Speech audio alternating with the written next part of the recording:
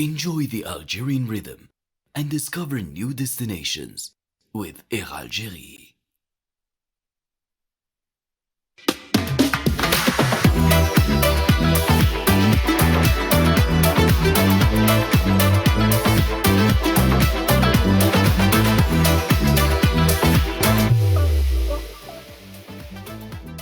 Bonsoir à toutes et à tous et merci de nous rejoindre sur Al24 News pour un nouveau numéro d'Hebdo Show Algérie, le dernier de cette saison. Nous sommes en direct jusqu'à 23h et j'ai le plaisir d'être accompagné ce soir de l'équipe habituelle, à commencer par Gamal Abina. Bonsoir Gamal. Bonsoir Nouhad, bonsoir tout le monde. Salam Azoul, et je n'ai oublié un normalement, Badis. Bonsoir. Bonsoir Badis, bonsoir également Faisal Moutaoui. Bonsoir Nouhad. Et il y a également Mahdi. Bonsoir Mahdi. Bonsoir. Mesdames et messieurs, au sommaire de l'émission de ce soir, la visite officielle du président de la République, M. Abdelmadjid Tebboune, en Italie, une visite historique à la forte symbolique qui réaffirme la proximité entre Alger et Rome. Abdelmadjid Tebboune qui s'est également rendu au Vatican où il a été reçu par le pape Léon XIV, un message de paix et de tolérance de l'Algérie. Jusqu'où ira la France et l'extrême droite française dans sa politique de sabotage des relations entre Alger et Paris? Bruno Retailleau reprend les hostilités avec une nouvelle mesure interdisant, mesdames et messieurs, aux agents accrédités de l'ambassade d'Algérie en France d'accéder aux zones réservées des aéroports parisiens, les empêchant donc de prendre en charge les valises diplomatiques. On vous présentera dans ce numéro le 613 Group, une agence de communication et de marketing 360 degrés qui accompagne les grandes marques algériennes et internationales dans la construction de leur image. Et puis en dernière partie d'émission, Nariman Zekar, vous le savez, nous rejoindra et nous parlera de l'inauguration d'une plaque commémorative à la mémoire de Tayeb Boulharouf.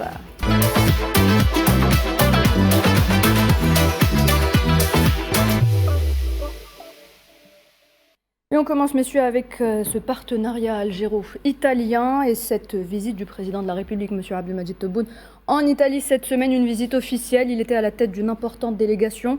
C'est une visite au cours de laquelle il a co-présidé avec Giorgia Meloni, président du Conseil des ministres italien, les travaux de la 5e session du sommet intergouvernemental algéro-italien de haut niveau. Faisal, vous avez les détails. Absolument, c'était la 5e session du sommet intergouvernemental algéro-italien de haut niveau à Rome, et le président Abdelmadjid Tebboune était en visite officielle dans ce pays. Il a été accueilli comme un chef d'État en visite officielle en Italie, un partenaire important pour l'Algérie. Et d'ailleurs, le président Tebboune, dans ses interventions, plusieurs interventions devant le Forum des hommes d'affaires algéro-italiens, 140 entreprises algériennes présentes et plus, presque le double d'entreprises italiennes, de l'intérêt donc des entreprises italiennes pour le marché algérien et pour investir en Algérie. Il faut noter, que le stock des IDE, investissement direct en Algérie italien, est de 8 milliards de dollars. C'est quand même très important, et l'Italie, c'est le premier client de l'Algérie.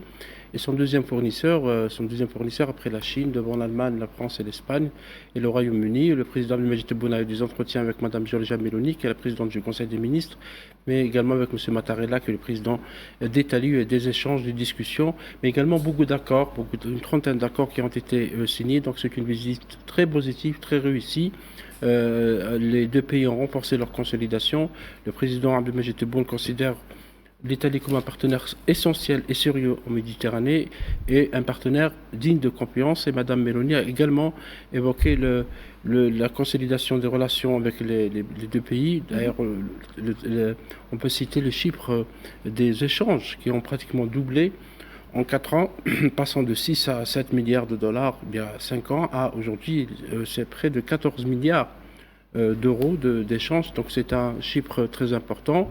Et l'Algérie reste aussi un partenaire important en matière énergétique pour l'Italie. C'est presque 40% de gaz naturel qui assure, donc l'Italie assure la sécurité énergétique de l'Algérie, assure la sécurité énergétique de l'Italie. Il y a aussi maintenant des accords qui ont été signés pour renforcer la coopération dans les autres énergies, les énergies nouvelles, notamment l'hydrogène vert, d'autant plus que l'Italie voudrait, et ça a été dit par Mme Meloni, être un grand hub énergétique en collaboration avec l'Algérie, c'est-à-dire que le gaz algérien, l'hydrogène vert et l'électricité partiront aussi, pas uniquement vers l'Italie, mais vers d'autres partenaires européens comme l'Autriche et l'Allemagne. Alors en résumé, donc Faisal, cette visite du président de la République, c'est une nouvelle étape dans la consolidation des liens entre nos deux pays, donc l'Algérie et l'Italie. Mais Mahdi, j'aimerais qu'on revienne d'abord avec vous, avant d'approfondir la question donc, sur tous ces échanges avec l'Italie, qu'on revienne sur l'accueil officiel qui a été réservé au président de la République. Un accueil d'un pays ami envers un pays ami. L'Algérie et l'Italie sont des partenaires depuis de très nombreuses années. Bien avant l'indépendance, l'Algérie a toujours été du côté de l'Italie, comme l'Italie a toujours été du côté de l'Algérie. Ce sont deux pays amis, ce sont deux pays qui ont une relation puissante, qu'elle soit historique, qu'elle soit économique, qu'elle soit culturelle. Nous avons des instances qui travaillent dans un partenariat gagnant-gagnant. Et ce que j'ai aimé pendant ces 2 jours de visite d'État, c'est l'ambition de développer encore plus, encore davantage ce partenariat. Quand on est en face d'amis, c'est très facile de faire du business, c'est très facile de faire de la culture, c'est très facile de parler de diplomatie, et c'est ce qui s'est passé. L'accueil a été royal. D'ailleurs, il y a eu beaucoup d'AVC à l'est de l'Italie, il y a eu beaucoup de problèmes d'hypertension artérielle à l'est de l'Italie, quand le président Tebboune a été reçu avec de tels honneurs. Et c'est un plaisir. Je peux vous assurer que je me suis fendu la poire en regardant les différents tweets lors de la visite du président Tebboune en Italie. C'est un accueil, Badis, qui réaffirme l'importance particulière que revêt justement cette visite. Alors, des liens profonds, des liens historiques, mais surtout des partenariats d'avenir. C'est ça dont il est question. On est en train de construire, justement, d'écrire le présent et de se projeter sur un avenir radieux, au vu et au regard, justement, de cet accomplissement, notamment, puisque c'est plus d'un siècle de relations bilatérales, l'Algérie et l'Italie. Attention, et c'est des relations dont le respect mutuel. Il faut le rappeler, parce que ça fait contraste avec les errances de certaines diplomaties européennes, qu'on citera plus tard. L'Italie, c'est plus qu'un partenaire. L'Italie, c'est un soutien indéfectible. L'Italie, c'est la révolution algérienne. L'Italie, c'est l'un des premiers pays européen à reconnaître le GPRA en 1958. L'Italie, avec notamment Enrico Mattei, c'est aussi la base arrière diplomatique de l'Algérie, c'est la tribune diplomatique de la cause d'indépendance de l'Algérie, c'est le porte-voix et la caisse de résonance de la révolution algérienne, c'est aussi, je dirais, un tremplin pour passer le message, notamment diplomatique, de l'histoire, notamment notre histoire de révolution glorieuse, mais aussi d'avenir, puisque elle est là aujourd'hui encore une fois. Et entre deux, je rappelle aussi, Nouhed, un jalon important, une tragédie qu'a connue l'Algérie, qui est la décennie noire. Oui. C'était le seul pays dans je dirais un timing d'embargo, dans lesquels certaines puissances, notamment, pour en citer qu'une seule, d'ailleurs, il n'y avait qu'une seule, quasiment, la France, qui a tourné le dos et qui était s'est terrée dans cette politique du ni-ni, vous savez, le ni pouvoir, ni terrorisme. Pour autant, elle n'a pas condamné le terrorisme. Donc, alors que l'Italie est restée vent debout aux côtés de l'Algérie. L'Italie a même aidé l'Algérie financièrement avec des lignes de crédit. L'Italie a, malgré les intimidations, rappelez-vous cette attaque terroriste contre des marins, notamment italiens, dans un bateau, où effectivement c'était pour faire fléchir cette même Italie, constante dans droite dans ses bottes, mais constante aussi dans ses relations avec l'Algérie, elle a tenu justement pour confirmer cet héritage, notamment de relations historiques, diplomatiques entre les deux pays aussi, mais pour dire à l'Algérie, vous n'êtes pas seul, contrairement à ce que certains pays avec un embargo. La liaison également de transport avec l'Italia, absolument, qui n'a jamais cessé de desservir l'Algérie, même pendant les années noires de la décennie tristement célèbre, et elle n'a jamais arrêté sa liaison aérienne avec l'Algérie. Et c'était le seul pays en Europe qui a toujours été présent aux côtés de l'Algérie. Alors que l'Italie a subi, je me rappelle à l'époque, beaucoup de pression des partenaires occidentaux de l'Algérie pour qu'elle cesse ses liaisons aériennes avec l'Algérie dans les années difficiles, les années 90. Et les Algériens ne pourront jamais oublier cela. Et ils ne pourront jamais oublier aussi qu'Enrico Mattei, qui est le fondateur de Eni, le grand pétrolier italien, a été aux côtés de l'Algérie, a soutenu la guerre de libération nationale. Et comme le disait Badi, c'était la base arrière diplomatique de la révolution algérienne, parce qu'il y avait quand même des amis de la révolution algérienne, que ce soit en Suisse, les porteurs de valises, en France aussi, en Italie et Allemagne, etc. Mais l'Italie, dans la décennie noire, a eu un rôle très très important. C'était le seul pays occidental qui n'a jamais cessé de croire à l'Algérie, à l'État algérien, dans sa lutte contre le terrorisme. D'ailleurs, lors de cette visite du président Tebboune, visite officielle, il y a aussi un accord qui a été signé pour consolider la lutte contre le terrorisme, notamment au Sahel, et un accord sur la défense. Mais vous savez, juste pour finir mes propos, on parle effectivement d'Enrico Mattei. Vous savez, il a cité, j'ai deux citations qui pour moi font écho aujourd'hui. D'abord, il disait les peuples qui partagent la mer ne sont pas séparés par elle, ils sont liés par cette même mer. Et sur l'Algérie, pour voir qu'effectivement c'est un héritage, un legs qui est aujourd'hui fidèlement, je dirais, protégé par cette classe politique, on pourra en parler, par Mélanie, rappelez-vous, avec ses propos qui sont pour moi révélateurs, où elle a qualifié le président Abdelmadjid Tebboune de compétences et d'expérience, et pour vous dire qu'effectivement, on n'est pas dans une approche néocolonialiste, on n'est pas dans la stigmatisation médiatico-politique comme certains pays le font, et je vais le citer, la France, notamment, et sa droite extrême, et on pourra en parler par la suite. Vous savez, c'est quelqu'un qui a dit aussi, Enrico Mattei, l'Algérie n'est pas un terrain à exploiter, c'est un partenaire à respecter. Messieurs, mesdames, voilà l'Italie aujourd'hui, voilà les relations bilatérales. Elle est appréciée aujourd'hui, et vous le voyez tous et vous le ressentez tous sur, entre guillemets, les réseaux sociaux, mais aussi les journaux, les quotidiens. Mélanie est appréciée par le président Abdelmadjid Tebboune et aussi par les Algériennes et les Algériens pour plusieurs raisons. Déjà, son tempérament, il est un tempérament méditerranéen. Elle nous ressemble énormément dans sa façon de faire. Bon, Mélanie aime son pays, Mélanie défend son pays, Mélanie développe son pays, Mélanie structure son pays. Ça vous rappelle personne ?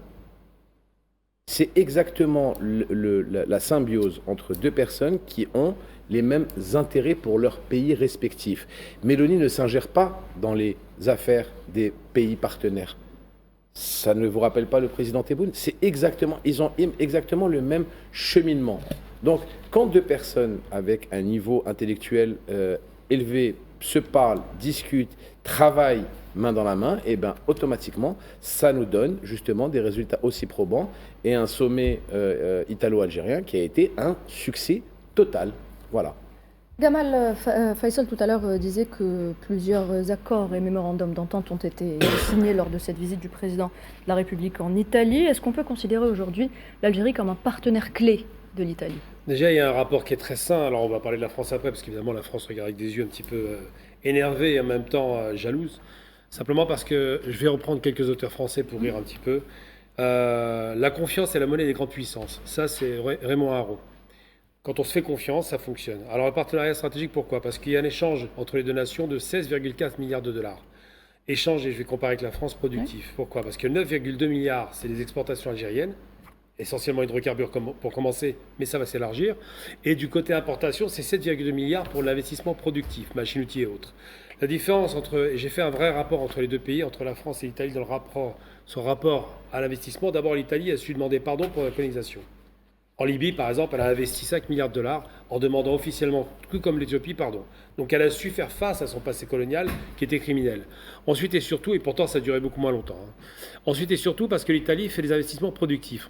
On sait qu'il y aura une immense ferme agricole, qu'il développe l'agriculture, qu'il développe les partenariats stratégiques en matière d'énergie, mais pas seulement, dans tous les secteurs d'activité, que ce soit de la recherche, la sécurité s'est évoqué, mais dans l'investissement productif. Qu'est-ce que je veux dire par là ? Ça veut dire que la France, essentiellement, nous vendait du blé et des bovins quand l'Italie propose de les produire chez nous, en partenariat. Donc tout le monde est gagnant. Et ces échanges-là sont salvateurs pour le pays. Et c'est vrai, c'est bien, ça a été dit par Mehdi à l'instant, il y a un rapport de confiance qui est établi entre les deux pays. Pourquoi ? Parce que là où la France émet des doutes, l'Italie signe des contrats. Oui. C'est-à-dire qu'il y a une transformation en 4 ans, il y a une explosion. C'est vraiment une progression exponentielle, donc en piqué, du développement des relations entre les deux pays, parce que ces deux pays se regardent comme des pays riverains de la Méditerranée. Le lien, effectivement, c'était dit par Baptiste tout à l'heure, c'est un lien qui nous unit, non pas qui nous sépare. Et le problème des Français, c'est qu'ils sont moins latins qu'on l'imagine finalement, ils sont plus normands, je ne sais, ils ne voient pas ce lien-là. Donc moi, je pense effectivement que cette relation est saine parce qu'on est dans du partenariat stratégique.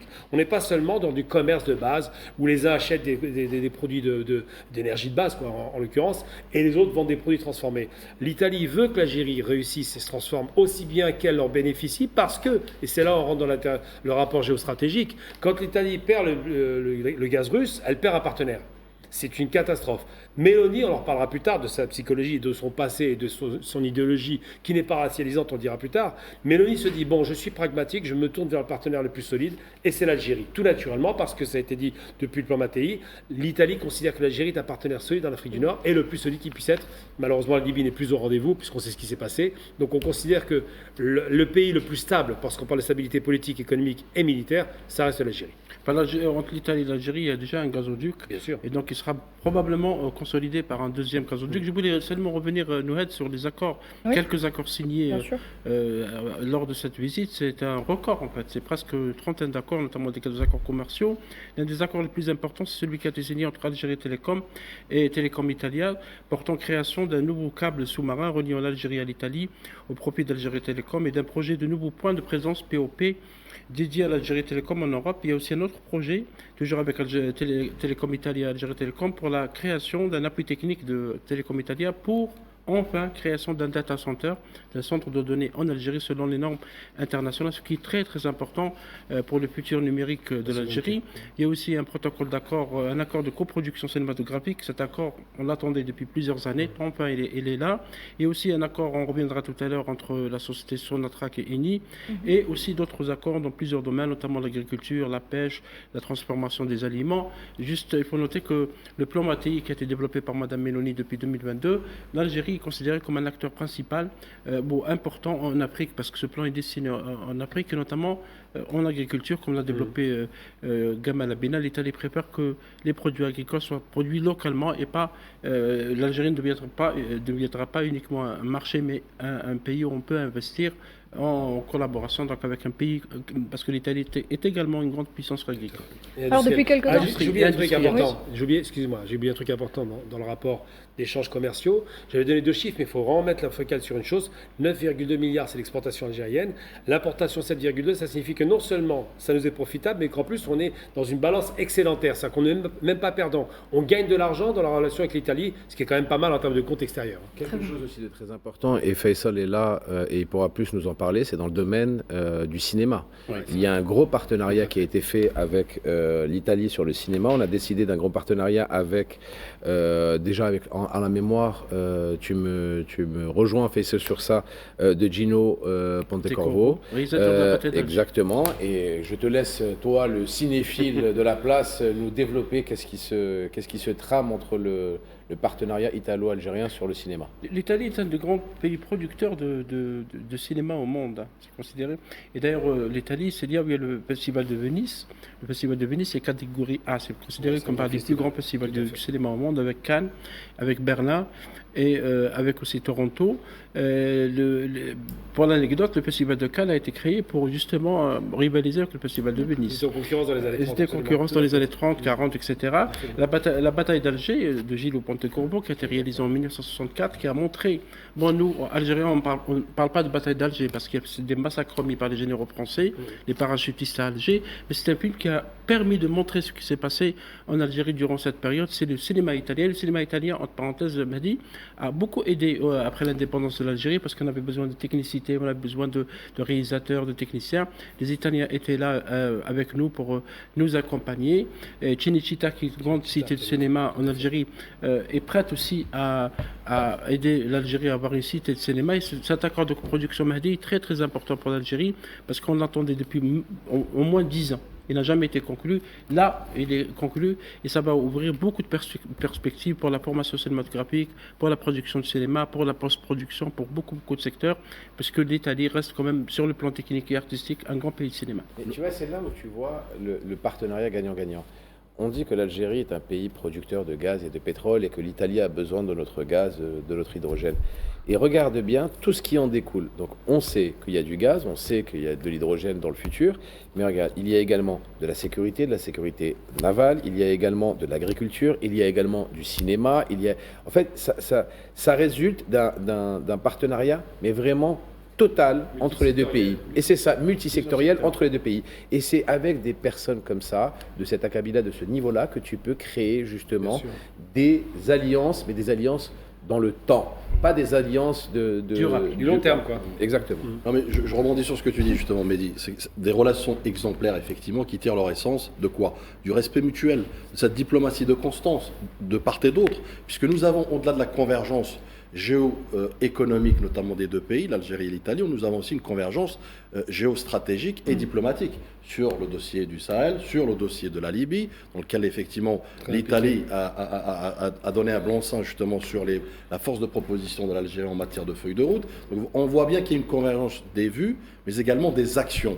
Illustré aujourd'hui effectivement par ce que tu as évoqué, la diversification des secteurs. Puisque, vous savez, l'Algérie est un stratège et la vision notamment du président de la République, Al-Majid Tebboune, elle est toute simple. Ce n'est pas le nombre de mémorandums qui compte, c'est la qualité de ces mémorandums.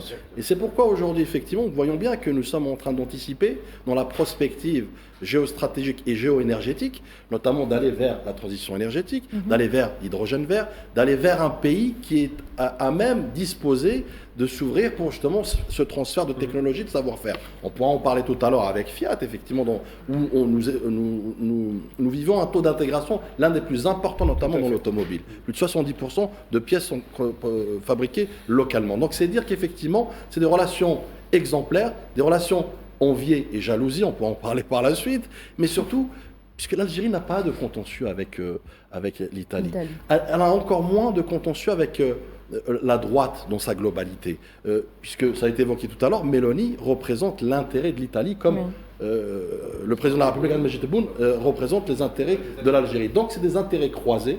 Donc, c'est une projection notamment régionale des deux pays dans lesquels il y a justement ce vis-à-vis respectueux, mutuellement, mais surtout aussi avec une réciprocité en matière de projection qui, encore une fois, œuvre dans l'intérêt des deux pays, et non pas un pays au profit de l'autre, comme certains ont voulu le faire avec l'Algérie. On peut poser la question d'ailleurs, parce qu'il y en a qui vont peut-être ergoter sur le fait que l'Algérie, pays de la libération et de la lutte antiraciste, va se mettre avec une Italie qui est cataloguée comme étant extrême droite, ce qu'on peut nuancer. Meloni, à 18 ans, effectivement, aimait beaucoup Mussolini. Mais rappelons quand même l'histoire, c'est important parce qu'il faut donner un cadre, sinon je ne comprends pas. Il y a Richelieu, je reprends encore des termes français, qui disait la politique, c'est l'art de rendre possible ce qui est nécessaire. En l'occurrence, là, on a deux grands pays riverains de la Méditerranée qui parlent le même langage, un langage nationaliste et de souverainiste économique. Et ça, c'est très bien. Mais Meloni n'est pas l'extrême droite française ou allemande, par exemple, qui sont une extrême droite ethno-racialiste. Qu'est-ce que c'est que l'ethno-racialisme? C'est fonder son idée d'une nation qui doit être nettoyée de tout ce qui est étranger parce que le corps étranger est le problème. L'Italie n'a pas ce discours-là, c'est tellement faux qu'elle a régularisé 1 million d'étrangers, donc ça ne pose pas de problème. Elle a intégré l'idée que ces étrangers sont nécessaires à l'économie du pays, et elle ne dit pas le problème c'est les étrangers. C'est pas dans cette logique-là. La logique italienne qui était mussolinienne, il faut se rappeler que Mussolini n'était pas raciste au démarrage de la guerre, et que c'est les nazis qui vont imposer les lois raciales quand ils vont envahir l'Italie. L'Italie est souverainiste, nationaliste, et défend les intérêts économiques, ce qui est le modèle de Meloni. Quand Mussolini dit on va industrialiser le pays, c'est un pays qui est très rural. Eh bien, on voit la même chose d'ailleurs en Espagne. N'oublions jamais que ce pays nationaliste espagnol, Franco, c'est pas le meilleur des hommes, mais quand même, était quelqu'un qui s'est appuyé sur les rifins du Maroc pour aller attaquer la République d'Espagne. Donc il n'avait pas de logique racialiste. Il faut faire une distinction entre le nationalisme italien et l'ethno-racialisme qu'on voit dans les pays qui ont une dimension raciste, comme la France malheureusement chez l'extrême droite, ou l'Allemagne. Très bien, merci Gamal. Faisal, je reviens vers vous et on va parler maintenant, si vous le voulez bien, de ce grand projet, ce projet important, qui est Fiat et que Badis a évoqué il y a quelques instants. Et là aussi, il y a un partenariat de sous-traitance qui a été signé. Oui, absolument, avec l'italien Cegit. Cegit est un grand équipementier qui fabrique beaucoup d'équipements pour l'automobile. Il faut rappeler une qu'en février 2025, la holding algérienne des spécialités chimiques ACS avait déjà signé un accord avec Cegit pour la fabrication de structures plastiques et en caoutchouc destinées aux constructeurs automobiles. Donc cet accord a été consolidé effectivement à Rome pour permettre donc cette production en Algérie de nouvelles pièces plastiques destinées à l'usine Fiat de Tafraoui, Oran, en partenariat donc avec l'entreprise nationale des plastiques et caoutchouc ANPC, avec la filiale, donc à travers sa filiale Ciplas. Donc ça, comme disait tout à l'heure Badis, ça va consolider effectivement l'intégration économique, parce que c'est un ancrage local avec une sous-traitance internationale. Cet accord est très très important parce que ça va booster la production de Fiat, donc de une usine de Tafraoui dans la région d'Oran. Badis, c'est un partenariat stratégique. Vous savez, je citais Ouel qui disait l'industrialisation est le nom de code de la souveraineté économique. Ouais. Donc on est dedans. Donc on a effectivement non seulement une volonté de coproduction, volonté partagée de deux pays de coproduction, mais aussi de co-souveraineté, notamment de l'industrie, effectivement, dans laquelle il y a cette synergie, bien évidemment économique, mais aussi de transfert de savoir-faire. Ce que j'ai expliqué tout à l'heure, effectivement, pour ce projet de Fiat, qui est un projet quand même de grande envergure, qui va apporter effectivement en 2024, par exemple, plus de 50% notamment des pièces Fiat assemblées dans ces usines ont été produites localement. C'est peu dire, c'est qu'effectivement nous avons une marge de progression en matière de taux d'intégration phénoménale.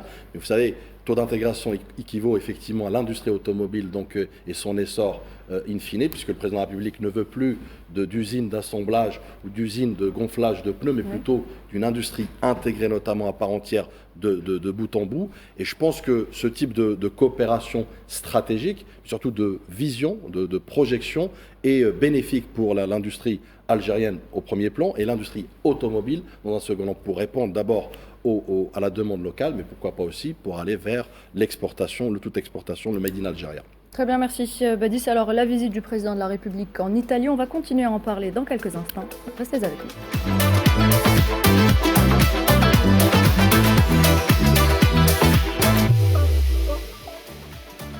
Vous êtes sur Al24 News, bienvenue à vous. Si vous venez de nous rejoindre pour cette deuxième partie de votre émission Hebdo Show, on continue à parler de la visite officielle du président de la République, M. Abdelmadjid Tebboune, en Italie. Et cette fois-ci, on va se diriger du côté du Vatican, où s'est rendu également le président de la République. Et il a été reçu par le pape Léon XIV. Un signe fort, m'a dit, c'est un pas important pour le dialogue interreligieux.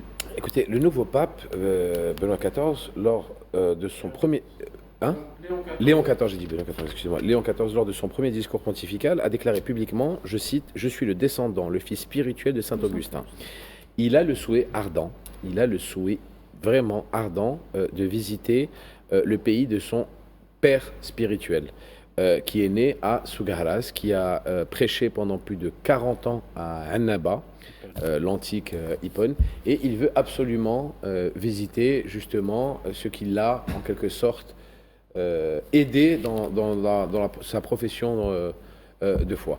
Il y a eu un accueil très chaleureux, il y a eu un entretien en tête-à-tête entre le pape et le président Abdelmadjid Tebboune, et ce qui est exceptionnel, c'est que cet échange entre deux grands hommes d'État a eu aussi comme sujet le monde, la diplomatie dans le monde, la paix dans le monde.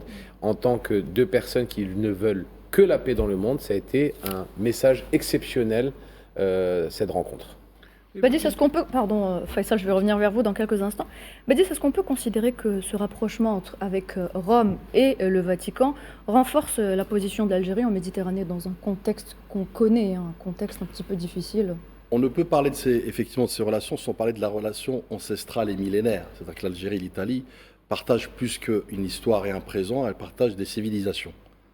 Donc, marqué par justement cet ancrage, cela permet d'avoir un levier, notamment diplomatique aujourd'hui, qui s'incarne et qui s'illustre par ce type de rencontre, où effectivement vous avez deux hommes de paix qui se rencontrent pour parler de l'avenir de la région, puisque, vous savez, pour l'Italie et le Vatican notamment, l'Algérie est un pays pivot, est une puissance régionale, est un vis-à-vis incontournable, notamment dans l'équation, qu'elle soit sécuritaire, de développement notamment, puisque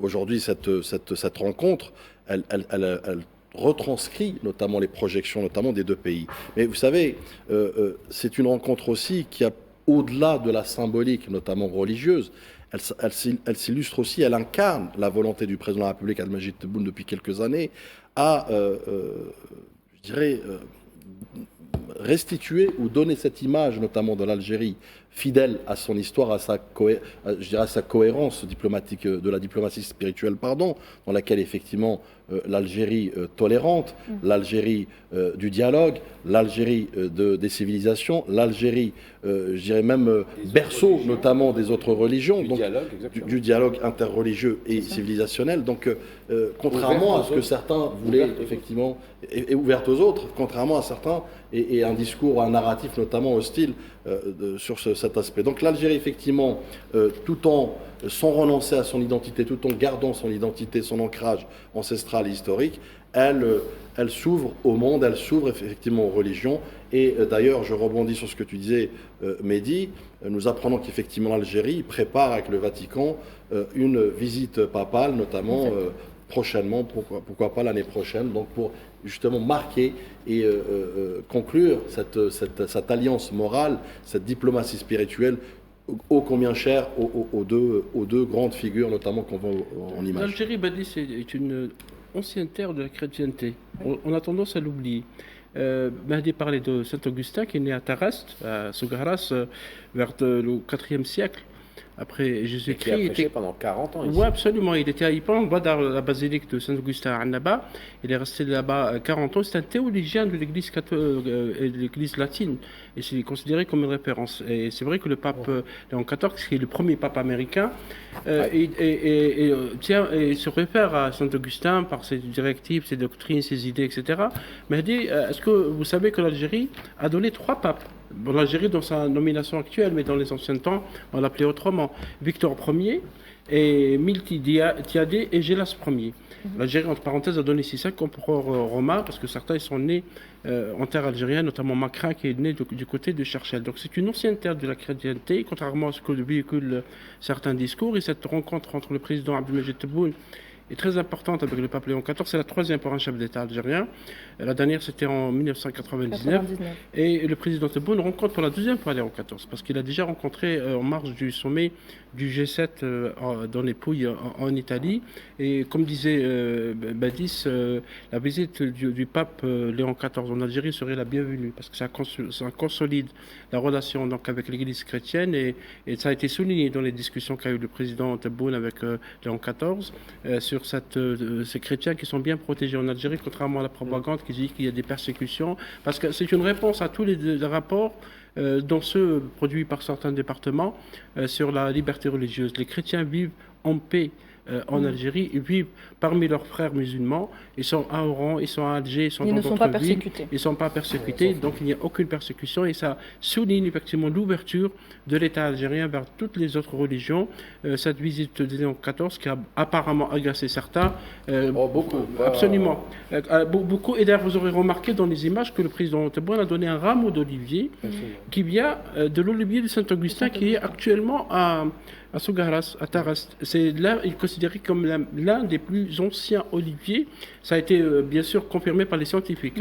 Et on voit le rameau d'olivier qui date de plus de 3000 ans. C'est l'un des plus anciens. Et le rameau d'olivier dans la religion musulmane, c'est l'olivier considéré comme un arbre béni. Dans la religion chrétienne, c'est là, selon la Bible, c'est là où Dieu signifie à Noé, Nuh, alayhi salam, que le déluge est terminé. Donc c'est tout un symbole de la paix et de la fraternité entre toutes les religions. Jean-Paul Vesco, qui est le cardinal d'Alger, a été naturalisé algérien par le président Abdelmajid Tebboune. Oui. C'est encore une fois la preuve que le président de la République et représentant de l'Algérie est un universaliste, une personne qui est ouverte aux autres, qui est ouverte aux autres civilisations, qui est ouverte aux autres cultures, qui est ouverte aux autres religions. Et ça prouve justement, encore une fois, et ça tord justement le cou, comme tu l'as si bien dit, à toutes les personnes, à toutes les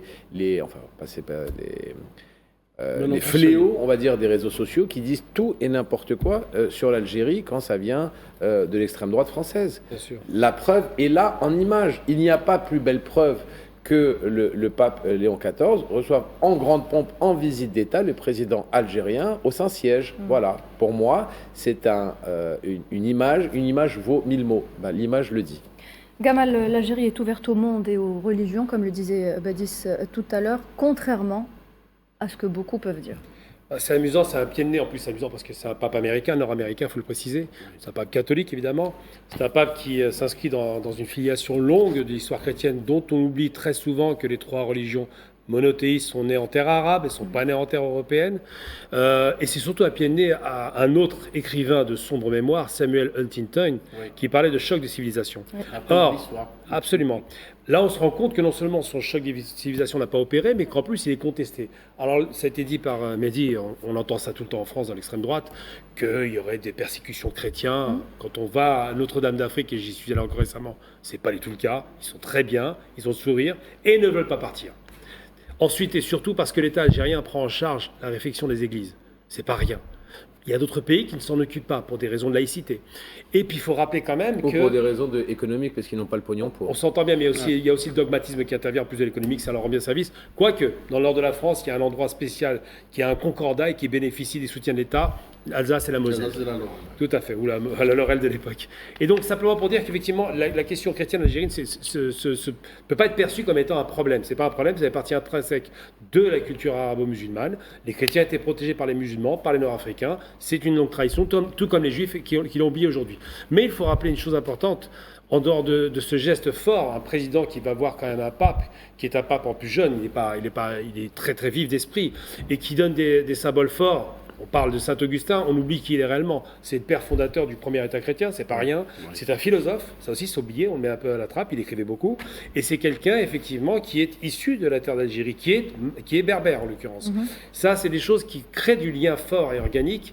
Et ce qui est amusant, c'est de voir que c'est finalement le berceau, entre guillemets, de l'Église catholique romaine, donc l'Italie, qui reçoit un des berceaux de ce pays, qui est l'Algérie, dont un de ses enfants est parti pour fonder cet État, et qui sait dire merci à un pays qui respecte les chrétiens. Donc, les idées reçues de l'extrême droite, il faut les battre en brèche définitivement, je ne vais pas être trop long là-dessus. Simplement, quand on dit l'Algérie, il y a des persécutions, c'est juste parce qu'on dit que l'Algérie refuse, comme la France, il faut le rappeler quand même, refuse le prosélytisme agressif de certaines églises évangélistes, d'accord, qui veulent opérer chez nous pour créer de l'équilibrage. Mais en aucun cas, un chrétien en Algérie, dans tout le territoire, non seulement il est maltraité, mais il est très bien traité, il est même encensé parce qu'on respecte, en arabe on dit Ahl al-Kitab, les gens du livre.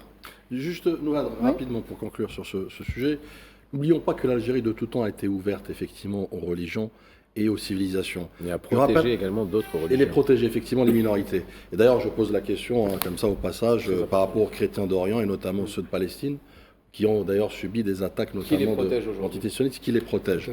Bon, je referme la parenthèse. Non, l'Algérie de tout temps a été ouverte effectivement et il y a un jalon important, peut-être qu'on devrait mettre aujourd'hui justement en exergue. 2018, la béatification notamment des 19 martyrs religieux, effectivement, pour la première fois. C'est une reconnaissance notamment de la chrétienté, de l'Église notamment en Algérie. Et je pense il me semble que ce jalon est important en matière de liens et de consolidation des liens entre l'Algérie et les religions, et en l'occurrence la chrétienté. L'Algérie et le Vatican ont des relations depuis 50 ans. D'ailleurs, le président Tebboune, en 2022, il a reçu M.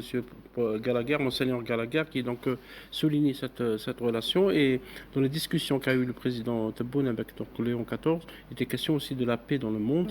Badis parlait de la situation à Gaza, parce que l'antisionisme bombarde aussi les églises. Elle ne fait pas de différence entre les églises et les mosquées. Ça a été évoqué pour développer aussi ce discours interreligieux, parce que, comme le soulignait Gamel, les milieux extrémistes d'extrême droite et autres aussi soufflent sur les braises pour attiser les haines religieuses, alors que cette visite est un pied de nez. Effectivement, c'est une réponse cinglante à tous ceux qui souhaitaient qu'on chasse les chrétiens de terre musulmane d'Algérie, alors que l'Algérie, comme je le disais tout à l'heure, était une ancienne terre de la chrétienté dans l'Antiquité. Très bien. Il y a aussi, excuse-moi, Nouhed, il y a aussi quelque chose qui n'est pas peut-être, qui n'a pas été assez expliqué. Le cadeau du président Abdelmajid Tebboune à Léon XIV, ça a été, le président a offert la lettre de l'émir Abdelkader, qui était pour le dialogue, le message de civilisation et de religion, et ça a beaucoup touché le pape Léon XIV. Ça l'a énormément touché, ce cadeau symbolique de l'émir Abdelkader qui est pour nous, c'est plus qu'un symbole, ce cadeau. Et le pape a été vraiment... Merci Mehdi de le dire, parce qu'il faut savoir pourquoi. L'émir Abdelkader, quand il va en Syrie, Et c'est extraordinaire, va protéger les chrétiens syriens d'Orient. Oui. Et c'est en cela que C'est pour ça que ça a énormément Absolument. touché le pape Léon XIV. Ce cadeau est beaucoup plus important qu'un simple symbole. Ce cadeau est aussi une histoire. La lettre de l'émirat de Kader est aussi une histoire qui relie le Vatican, une histoire commune qui relie le Vatican et l'Algérie. Voilà. Alors messieurs, cette visite du président de la République en Italie et au Vatican, c'était une réussite qui a fait couler beaucoup d'encre et qui a suscité l'agacement de certains médias, notamment les médias d'extrême droite française. Gamal, je reviens vers vous. Cette relation entre l'Algérie et la France contraste avec les tensions qui existent aujourd'hui entre Alger et Paris. C'est succulent de penser qu'un acteur, absolument, un acteur catholique intégriste, on peut le dire, et même deux, j'ai envie de dire, entre Bolloré et puis M. Retailleau, voient devant leurs yeux la consécration d'une alliance réelle entre la terre chrétienne consacrée, la première terre chrétienne catholique, je précise, Rome, donc l'Église d'Italie, avec l'Algérie et avec des sourires extraordinaires, avec un accueil chaleureux, ils ont déployé tous les fastes d'un chef d'État parce qu'ils ont fait vraiment une visite officielle. Et sur les médias Bolloré, on a vu vraiment des dents qui grinçaient. Ils avaient du mal avec ça, c'était dur. Ils ont dit oui, mais quand même, on perd. D'ailleurs, je vois l'image ici qui est très amusante. J'ai regardé ce passage, c'était un plaisir. Je vous dis, c'est du sucre glace. De se dire, nous perdons des marchés, 18 milliards, ils ont perdu entre l'Algérie et la France, qui est catastrophique. Pour les Français, pour le coup. Quand ils en cherchent 40 pour tenir leur budget. Et à côté de ça, ils disent oui, mais bon, l'Italie joue cavalier seul. Bah, évidemment qu'ils jouent cavalier seul. Ils travaillent pour l'intérêt. Mais surtout, on doit quoi à la France? Il y avait un précaré économique, on devait acheter leur ferraille et leur blé éternellement. Non. Et ça, le fait qu'il y ait à la fois ce rapprochement économique extraordinaire et productif et ce rapprochement idéologique, puisque nous protégeons effectivement les minorités chez nous de façon active. Nous ne les pourchassons pas. Je ne rentre pas dans l'islamophobie. Enfin, vous avez compris de quoi je parlais. Eh bien, c'est un régal parce qu'on voit bien que ça va faire un bug dans l'esprit de Bolloré. Pour lui, le pape, c'est le sommet du sommet. Et le sommet du sommet va dire à M. Tebboune, je vous apprécie. C'est très dur à entendre. Et c'est en cela que je dis, c'était un vrai délice de voir que, d'habitude, c'est une haine permanente sur CNews. Je vous dis, quand vous voyez là-bas, il y a vraiment, c'est la déferlance, je n'ai pas besoin d'expliquer à tous nos amis sur le plateau, qui ont dû subir cette haine en direct live. Mais là, on sent qu'il y a un grincement, que c'est difficile, ça ne passe pas. Et finalement, on dit quoi? Je vais prendre une propagandiste qui s'appelle Khan, qui est détestable. Elle dit quoi? Elle dit, mais l'Italie nous a lâchés. C'est ça qui est amusant. Je voulais revenir à ce que disait Gamel. Par exemple, CNews, on a vu tout à l'heure dans l'image, lui de Raguenel, qui est un journaliste d'extrême droite. D'ailleurs, c'est un journaliste en parenthèse qui fait du lobbying pour les Émirats Arabes Unis à Paris. À part ce journaliste, on le voit à l'image, et il dit quelque chose de terrible. Alors il dit, en tant que Français, c'est humiliant, c'est insupportable en réalité cette visite. C'est quelque chose de difficilement supportable. C'est douloureux de voir cette image. Pourquoi c'est douloureux? Est-ce que l'Algérie devait demander autorisation à Paris pour visiter l'Italie? Est-ce que la presse algérienne s'est intéressée un jour à la visite du président Macron au Brésil ou au Canada, etc.? C'est une visite entre deux États. De quoi se mêlent les Français? Encore pire, on a un autre qui s'appelle Bernard Cohen-Haddad, qui rejoint l'autre Bernard, Henri Lévy, dans la haine, dans le passage juif sioniste, qui dit que c'est une gifle, toujours sur CNews, la chaîne de Vincent Bolloré, c'est une gifle pour la diplomatie française, ce pays est le nôtre. Il parle de l'Algérie. N'oubliez pas que l'Algérie était un département français, des Français qui ont créé là-bas des richesses, nous n'avons pas à rougir de notre passé, etc. Et donc Bernard Cohen-Haddad marche sur les pas de Bernard-Henri Lévy.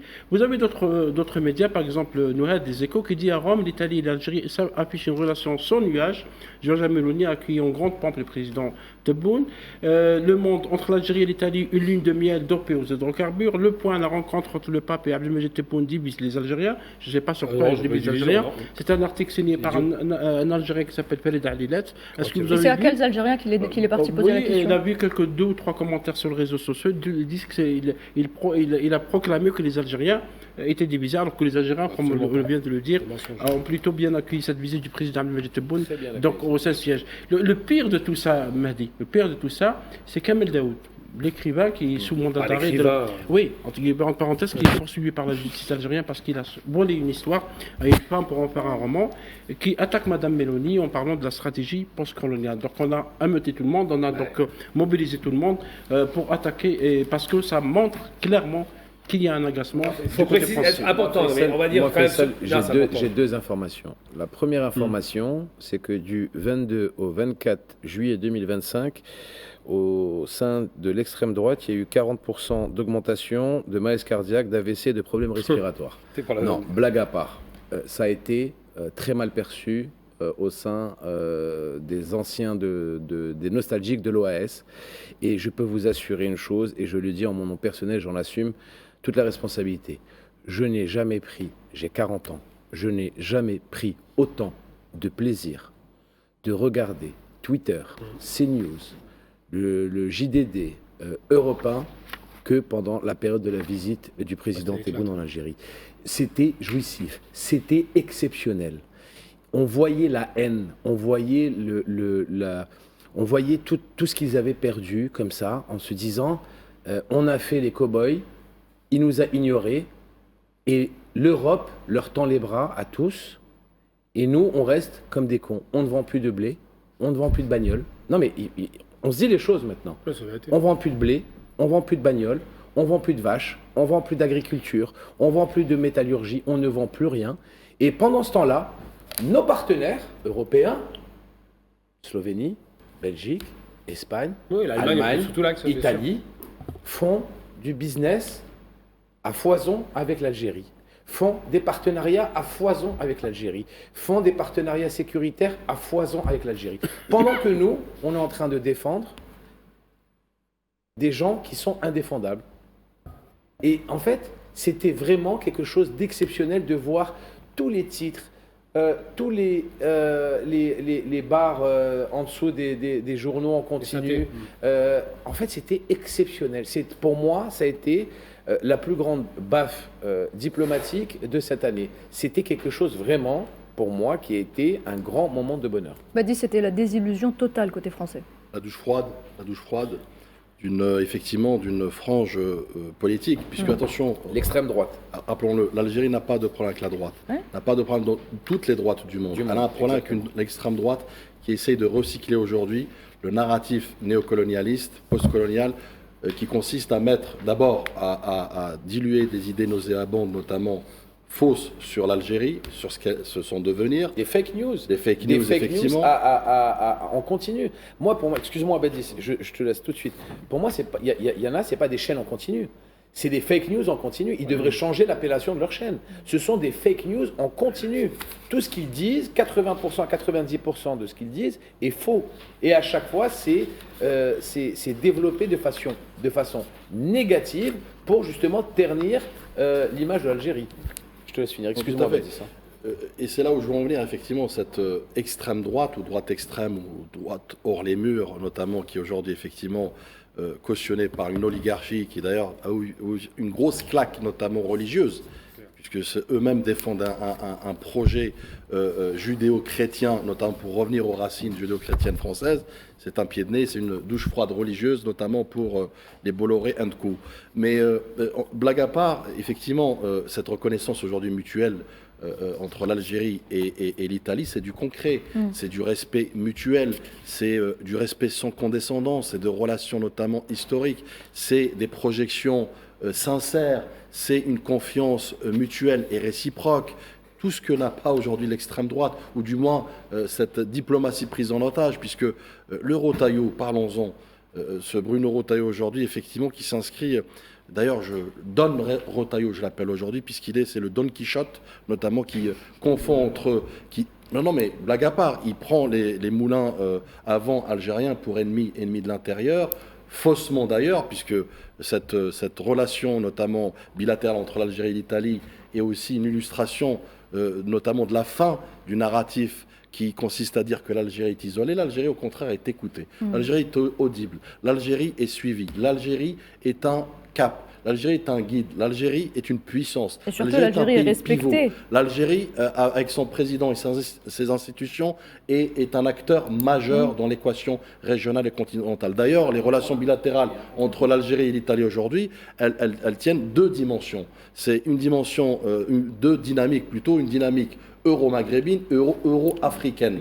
Au-delà que l'Italie soit le hub, notamment, du gaz algérien, mais plus que cela. Il y a une profondeur, notamment en matière de projection. C'est la seule fois où on a une convergence réelle, notamment Europe-Afrique, à travers deux pays, deux puissances qui sont aussi garants de sud-méditerranéen, de l'euro-méditerranée. Donc, comment redéfinir les relations bilatérales entre l'Europe et l'Afrique, entre le nord et le sud, notamment, puisque l'Algérie incarne le sud global et le sud souverain qui veut s'affranchir effectivement de ce type de diktat, notamment de néocolonialistes, d'un autre âge, rappelons-le, d'un autre âge. Donc Don Rotaillot notamment, qui confond effectivement la diplomatie officielle avec les donquichotteries républicaines, notamment, croit que l'Algérie est encore un département français. Or non, l'Algérie non seulement est souveraine et indépendante, l'Algérie a pris son essor, a pris son élan, a pris sa tangente, et aujourd'hui elle illustre par des relations, par des feuilles de route, notamment en matière de développement, par des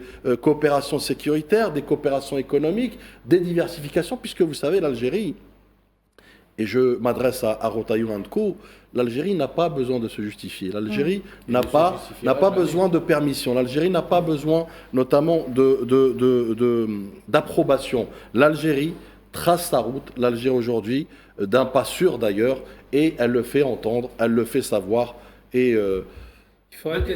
Pardon Gamel, je voulais aller dans son sens, pardon Gamel. Vous avez parlé de Don Rotaillot, en fait, certains le comparent au vizir Is No Good. Oui, il va être calife à la place du calife. Encore c'est gentil, c'est un personnage, c'est un anti-héros, aux intentions malsaines, il est cruel, il est moche, il veut être calife à la place du calife. C'est un parallèle qui est très juste. Qui était l'appellation, je le rappelle entre guillemets, de l'ancienne création Bolloré en 2022, c'était Zemmour. Ouais. Parce qu'il faut savoir aussi une chose, excuse-moi Faisal, c'est que la galaxie Bolloré et à sa tête son chef, à chaque nouvelle législature, enfin chaque nouvelle présidentielle, crée un nouveau monstre de l'extrême droite. Absolument. Il a créé Zemmour en 2021, 2020, 2021 et 2022 pour le mettre au maximum. En haut, ça a fini. Ça n'a pas marché. Ça a fini en queue de poisson à 6%, à 5,7 ou 6%. Et alors qu'il avait des prétentions dans les sondages à 17-18%, d'accord ? Ça a été un ballon d'hélium qui s'est dégonflé. Et ça va être exactement la même chose pour la personne que tu as citée, pour le nouveau Is No Good 2027. Is No Good, parce que Rotaillot, qui est incapable de lutter contre la criminalité, contre les actes islamophobes, contre les trafics de stupéfiants qui est en train d'infester certaines villes françaises, et il reprend son dossier, sa croisade anti-algérienne, parce que c'est vendeur. C'est vendeur. D'ailleurs, Mahdi, ces derniers jours, Rotaillot a fait la une du journal du dimanche, il avait donné une interview au Figaro. Valeur actuelle. Il a fait la première page de Valeur actuelle. Absolument, donc c'est quelqu'un qui... On peut pas l'extrême droite. On va y arriver. Je pense que Rotaillot serait leur candidat en 2027, mais j'ai jamais vu dans l'histoire de la politique moderne qu'un candidat potentiel à une élection présidentielle fasse sa campagne au détriment des pays. On va justement continuer à parler de Rotaillot. Mahdi, attends 2 minutes. La dernière bêtise en date de Bruno Rotaillot, eh bien, c'est cette mesure prise par le ministère français de l'Intérieur destinée à entraver l'accès des agents accrédités de l'ambassade d'Algérie en France aux zones réservées des aéroports parisiens, les empêchant donc de prendre en charge les valises diplomatiques. Mahdi, je vous donne la parole. Encore un coup d'épée dans l'eau, parce que nous, enfin, je vais vous dire, on a l'habitude, nous, personnes qui habitons en France actuellement, on a l'habitude de subir pas mal de choses. Pas plus tard qu'hier, on a été dans un avion Air Algérie pendant 1 heure, alors que tous les passagers avaient embarqué dans l'avion, donc on était tous à nos sièges. La tour de contrôle a refusé le départ, donc on devait décoller, on était à l'heure à 22h10 au niveau de Charles de Gaulle pour partir sur Alger. On a décollé à 23h30, on est resté 1h15 dans l'avion parce que le slow n'a pas été donné, ce qu'on appelle le slow dans le langage de l'aviation. L'aviation civile, la tour de contrôle n'a pas donné le go de départ. Donc ça n'arrive, d'après les agents d'escale qui sont là-bas, ça n'arrive qu'aux avions Air Algérie, comme par hasard. Et ça arrive souvent. Cette non-autorisation de départ n'arrive comme par hasard qu'aux avions Air Algérie. Moi, je vais vous dire une chose. Le communiqué, de toute façon, du ministère des Affaires étrangères a été très bien écrit, comme à son habitude. Donc, il explique toutes les bas-coups de ce qui se passe. Parce qu'il n'y a rien de diplomatique en faisant des choses comme ça. Tu violes toutes les conventions internationales et tu continues à mettre de l'huile sur le feu. Il y a une chose qui est très importante. On veut essayer d'intimider l'Algérie. Personne n'y arrivera et personne n'y est jamais arrivé de toute façon. L'Algérie trace sa voie, elle prend sa place dans le nouvel ordre mondial qui se met en place. C'est un pays stratégique, c'est un pays pivot, c'est un pays respecté de toutes et de tous. Encore une fois, je le dis sur ce plateau, pour que les gens le comprennent bien, Retailleau n'est pas la France. Retailleau est actuellement ministre d'un gouvernement qui n'a pas été élu. C'est très important de le savoir. Le gouvernement qui est en train actuellement de gérer les affaires de la France n'est pas un gouvernement qui a été légalement élu. D'accord ? Il n'est pas représentatif du choix des Français. Il y a deux partis qui sont sortis majoritaires des dernières élections législatives. D'un côté, c'est le Rassemblement national, et de l'autre côté, c'est le LFI. Aucun membre de ces deux partis n'est dans le gouvernement qu'il y a actuellement. Quand tu me dis, cher Faisal, qu'il y a une guerre de gouvernement actuellement, oui, il y a une guerre de gouvernement dans le gouvernement actuel, parce que Retailleau a dit que c'était la fin du macronisme. Il y a une levée de bouclier des, entre guillemets, macronistes affichés, Gabriel Attal, Elisabeth Borne, les deux anciens premiers ministres, Aurore Berger, et ainsi de suite, qui ne se parlent même plus au sein même du gouvernement français. Ils ne se parlent plus. Et ça va en tweet interposé. Donc c'est une guerre déclarée sur les réseaux sociaux entre une ancienne première ministre et un ministre de l'Intérieur. Retailleau devait être reçu par le président Macron qui ne l'a pas reçu, qui lui a fait faux bond. Il a été reçu par le Premier ministre. Le Premier ministre, vu sa fragilité actuelle dans le gouvernement, et tout le monde sait qu'il ne passera pas septembre, on l'appelle en France PPS, passera pas septembre. D'accord ? Parce que son budget va être rejeté. C'est un couac général actuellement dans le champ politique français. Donc, on le sait, on continuera à être attaqué tant que Retailleau sera à Place Beauvau. On a l'habitude, on est fort, on est solide et on ne cassera pas. Et cette énième provocation de Bruno Retailleau, on va continuer à en parler, mesdames et messieurs, dans quelques instants.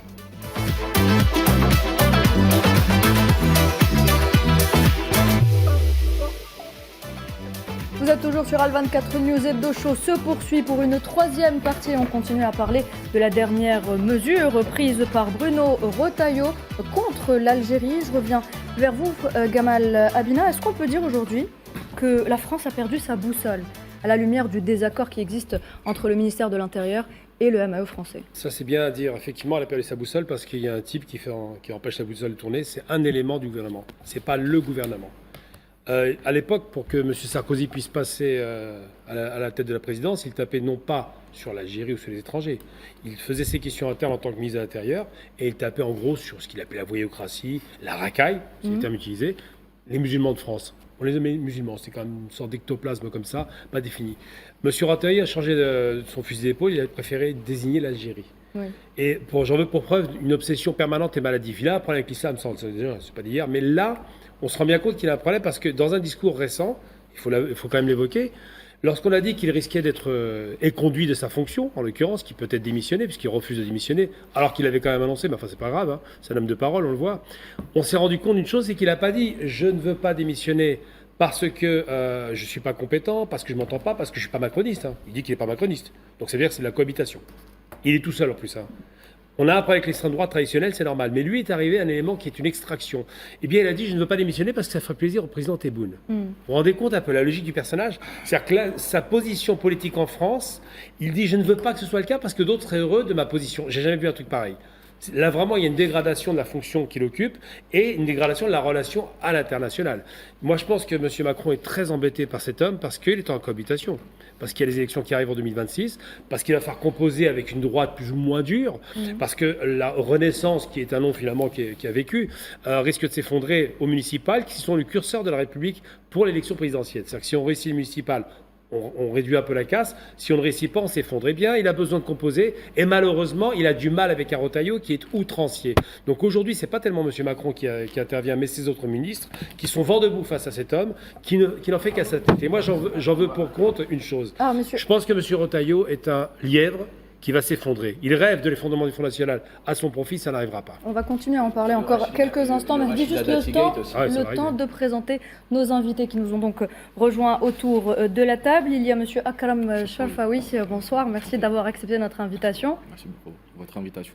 Merci à vous également, monsieur Karim Mazouz, d'être avec nous ce soir. Alors, vous êtes tous les deux responsables de l'agence 613 Group. Donc, c'est une agence de communication et de marketing 360. On va continuer à en parler dans quelques instants. Le temps de revenir une fois de plus sur cette mesure de Bruno Retailleau. Je voulais seulement C'est bien, Faisal, que tu parles également pour suivre l'explication de Gamal du Rachida Dati Gate, qui est en train de se passer actuellement, où une ancienne garde des Sceaux, actuellement ministre de la Culture, se donne le droit d'attaquer la justice et l'impartialité de la justice, alors que nous sommes considérés, nous autres, Algériens, comme une dictature extrême. Donc ça serait bien justement de parler de ça, parce que le gouvernement actuellement de transition est en train de fuir de partout, dans tous les sens du terme, sur la place politique française. Rachida Dati qui est poursuivie pour corruption, on le rappelle. Absolument. Corruption active. Elle a plusieurs dossiers, c'est pas le premier, parce que la justice française, une partie de cette justice a cette tradition de cacher et de camoufler les affaires qui concernent ces dignitaires, parce que pour reprendre leurs termes. Alors, je voulais seulement rappeler, Nouhed, que l'Algérie a ratifié les conventions de Vienne de 1961 sur les relations internationales bien avant la France. L'Algérie les a ratifiées en avril de 1964, la France en décembre 1970. Cette même France, à travers le ministre de l'Intérieur qui se comporte comme ministre des Affaires étrangères et qui viole clairement ces conventions, parce que les agents de l'ambassade d'Algérie à Paris sont empêchés d'entrer dans les zones pour récupérer les valises diplomatiques. Que dit l'alinéa 7 de la Convention de Vienne, article 27? Il précise clairement que la mission diplomatique peut envoyer un de ses membres prendre directement et librement les valises diplomatiques qui sont rapportées par les commandants de bord. Donc la France, qui s'y prompte à donner des leçons au monde, au reste du monde par rapport au respect du droit international, etc., c'est un pays qui ne respecte même pas les conventions qu'il a signées sur son propre territoire. Et comme disait tout à l'heure Mahdi, oui, il y a un conflit à l'intérieur du gouvernement français, il y a eu même un accrochage verbal entre le président Macron et son ministre de l'Intérieur lors du dernier Conseil des ministres, et Jean-Noël Barrot, qui est ministre des Affaires étrangères, répond par les tweets au ministre de l'Intérieur. Donc c'est une crise, et le fond de cette crise est lié aux enjeux électoraux. Ce qui est important aussi de souligner, Faisal, quand tu lis le communiqué du ministère des Affaires étrangères, le chargé d'affaires de l'ambassade de France n'était pas au courant des manœuvres du ministère de l'Intérieur contre diplomates algériens.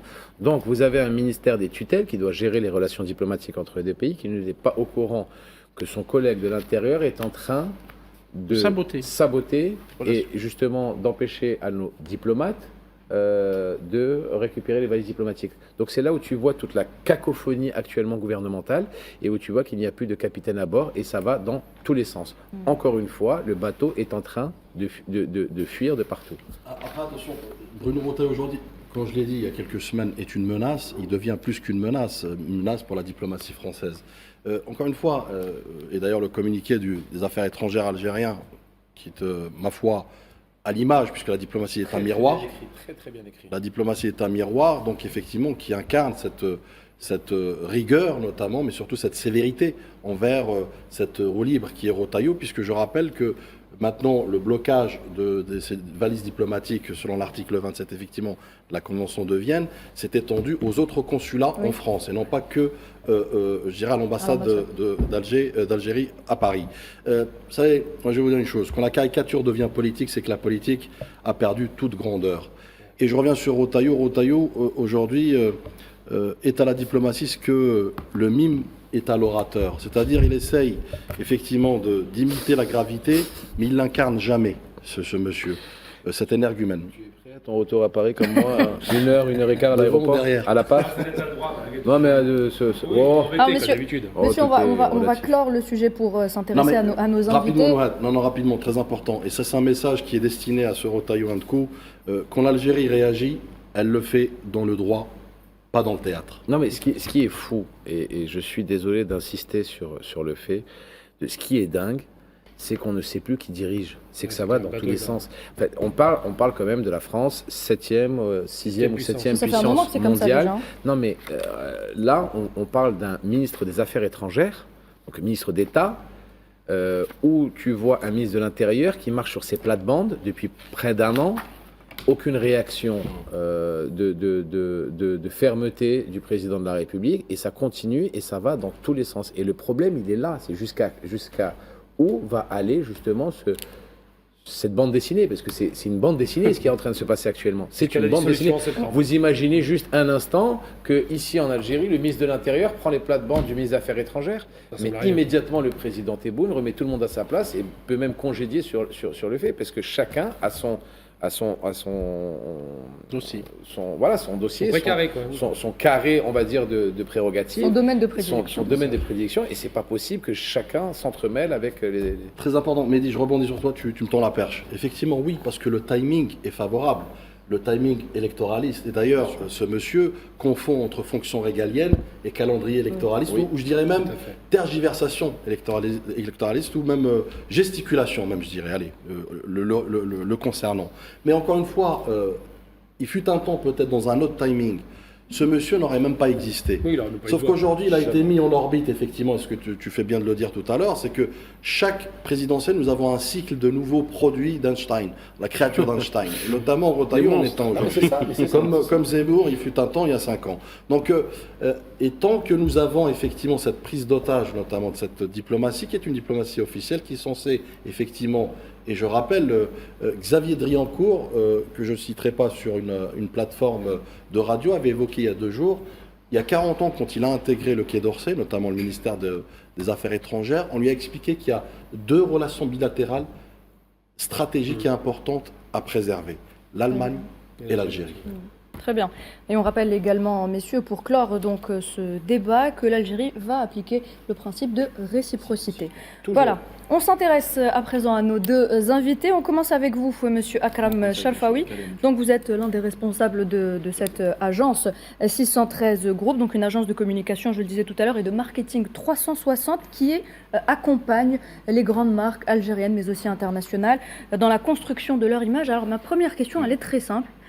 D'où vient cette appellation de 613 et pourquoi l'avoir choisi ? Tout simplement, c'est le code EAN de l'Algérie. Vu qu'on a un indicatif qui est plus 213, notre code EAN c'est 613. Code EAN ? Code à barre. C'est le code à barre. Ah ouais. Peut-être expliquer la naissance du projet. La naissance du projet, elle est née de l'association de... La naissance du projet, elle est née de l'association de 3 amis qui sont... un peu visionnaire, on va dire. Et du coup... c'est vous-même et c'est Karim Mazouz. Et un troisième. Et il y a un troisième qui manque à l'appel aujourd'hui. Comment il s'appelle ? Amin Bekaï. Ouais. Okay. Et du coup, on a mélangé nos visions afin de penser à tous ces projets. Et je laisserai Karim présenter le projet en général, parce que j'ai un projet... Très bien, ok. Alors je me tourne vers vous, Monsieur Karim Mazouz. Est-ce que vous pouvez nous parler de votre projet ? Quelle est votre mission ? Alors, je commencerai. Merci de nous avoir invités. Merci à vous d'avoir accepté notre parole. Donc, si vous le permettez, je commencerai par Up 613. Alors, Up 613, c'est un start-up studio. Donc, à travers son approche holistique, on identifie et répond à plusieurs problématiques à travers la création de start-up. Donc, le but, c'est de travailler avec des équipes pluridisciplinaires, des ingénieurs, des marketeurs, des designers et des artistes, et éventuellement une mutualisation des ressources en termes de locaux et d'outils. Aujourd'hui, dans le Hub, on a 4 start-up. Donc, on a l'agence 613, qui est une agence média classique 360 degrés. On a Digital Natives, qui est une agence digitale 360 degrés. On a Ignis, qui est spécialisé dans la création de plateformes.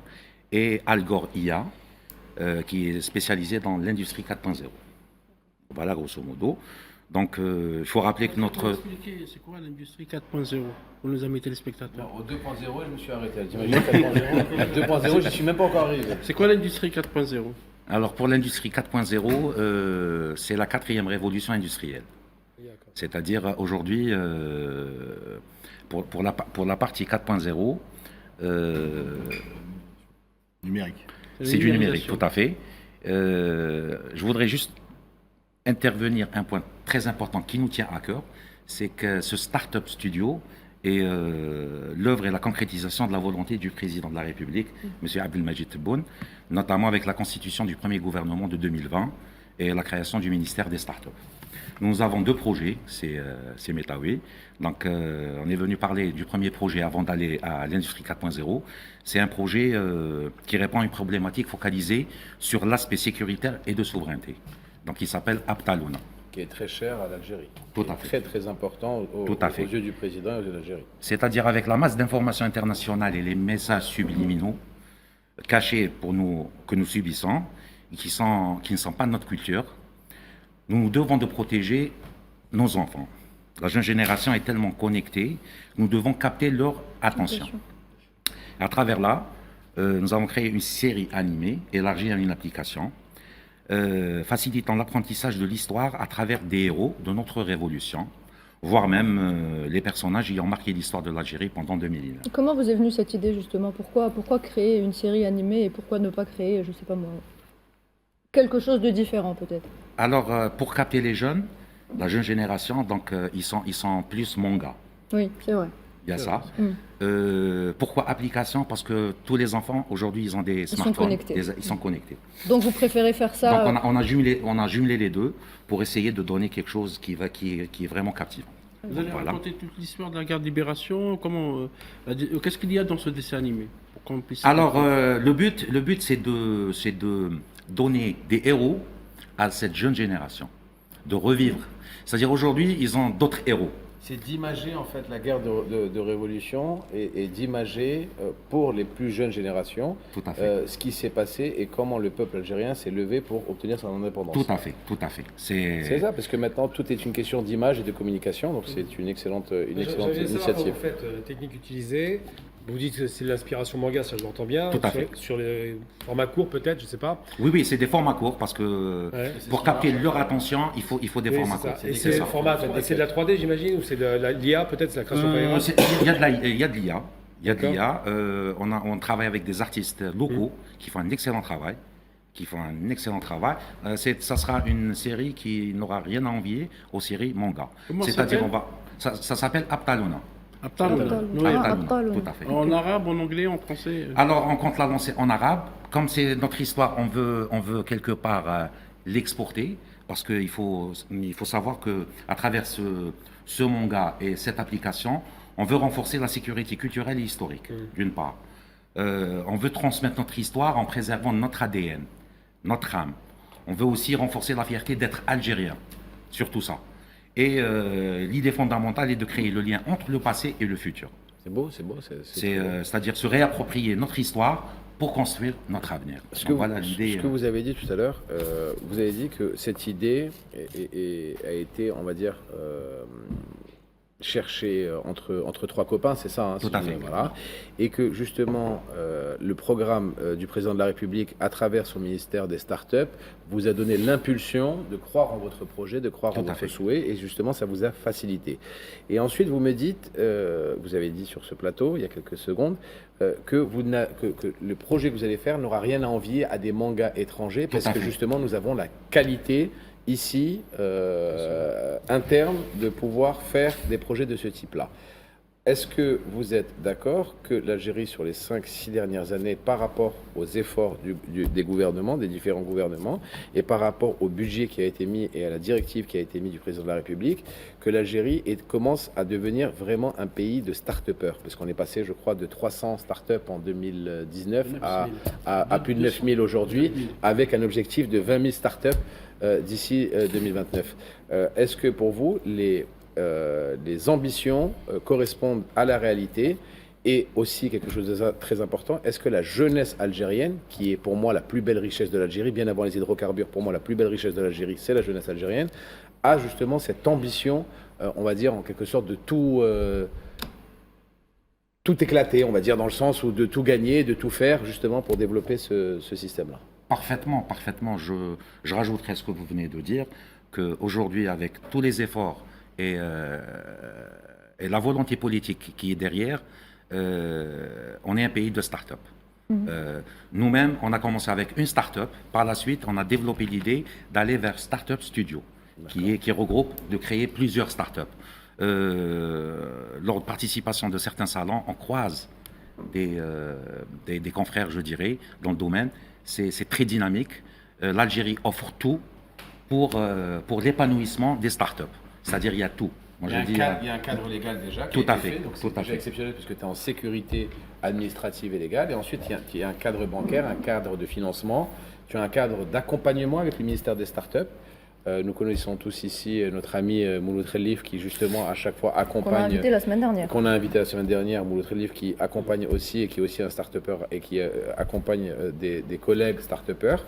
Et les gens se sentent à l'aise pour travailler, pour développer leur projet. Comme vous, je pense maintenant, vous êtes à l'aise pour développer. Vous êtes à 4 startups déjà. 4 startups, tout à fait. 4 startups, la 5e en cours de Le dessin création. animé, c'est à quelle perspective, à quel horizon qui pourrait être produit? Parce que moi, je suis pas C'est aussi pour l'exportation de dessins animés, je présume. Tout à fait, on voudrait exporter nos heroes. Magnifique. C'est des héros, c'est nos héros. Sur combien de périodes, sur quelle période vous espérez Magnifique. produire? On compte le terminer d'ici la fin de l'année, si tout va bien. Ah, c'est formidable ça. Si Magnifique. tout va bien. Inch'Allah. Alors, Akram Sherfaoui, à votre tour, du coup, parlez-nous de votre projet. Le projet, c'est le Digital Twin. Oui. C'est une technologie clé, un outil fondamental qui, pour gagner en efficacité, en sécurité et en résilience. C'est un clone numérique, une réplique virtuelle dynamique d'un actif physique, d'un processus ou même d'une usine entière, voire des centrales de dessalement, une station électrique ou même un pipeline. Ce clone numérique interagit en temps réel avec son équivalent physique. Il observe, il analyse, il prévoit et il agit. Il permet de simuler les opérations avant de les exécuter, de tester des configurations sans risque, d'optimiser les performances à chaque instant et de surveiller une infrastructure en temps réel, d'anticiper des défaillances et de prendre des décisions basées sur des données et pas sur des intuitions. Pourquoi maintenant ? Parce qu'on est entré dans l'ère de l'industrie 4.0, celle de la numérisation intelligente. Chaque erreur non anticipée coûte des millions et parfois des vies.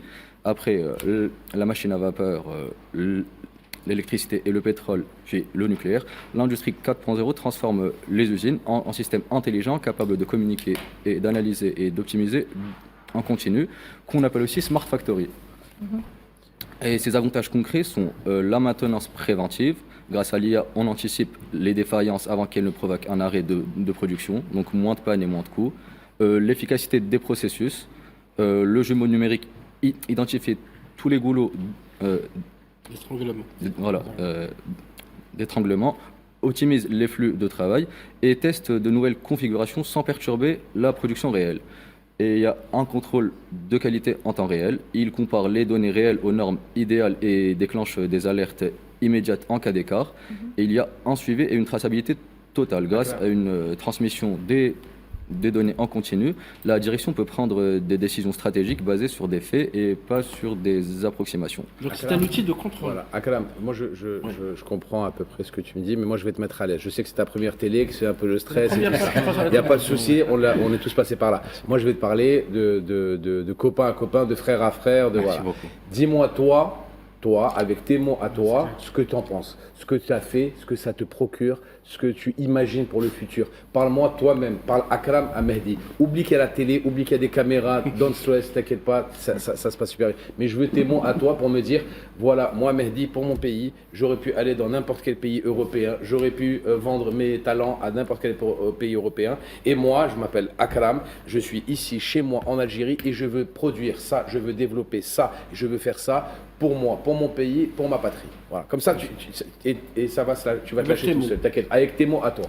Pour le résumer simplement, je pense que c'est l'outil industriel d'optimisation par excellence et qui peut permettre à l'Algérie d'avoir une souveraineté industrielle sans compter sur des moyens extérieurs. Donc ça veut dire que d'après toi, cet outil-là nous permettra de ne pas être dépendant de l'extérieur, de préserver notre souveraineté et justement avec des Algériens qui défendent le patrimoine industriel algérien. Exactement. Tu as vu, là, en une phrase, tu m'as expliqué et j'ai plus compris que tout ce que tu m'as lu tout à l'heure. Pour résumer, Tu vois Akram, ce système, par exemple, nous avons beaucoup de stations de dessalement d'eau de mer en Algérie. Exactement.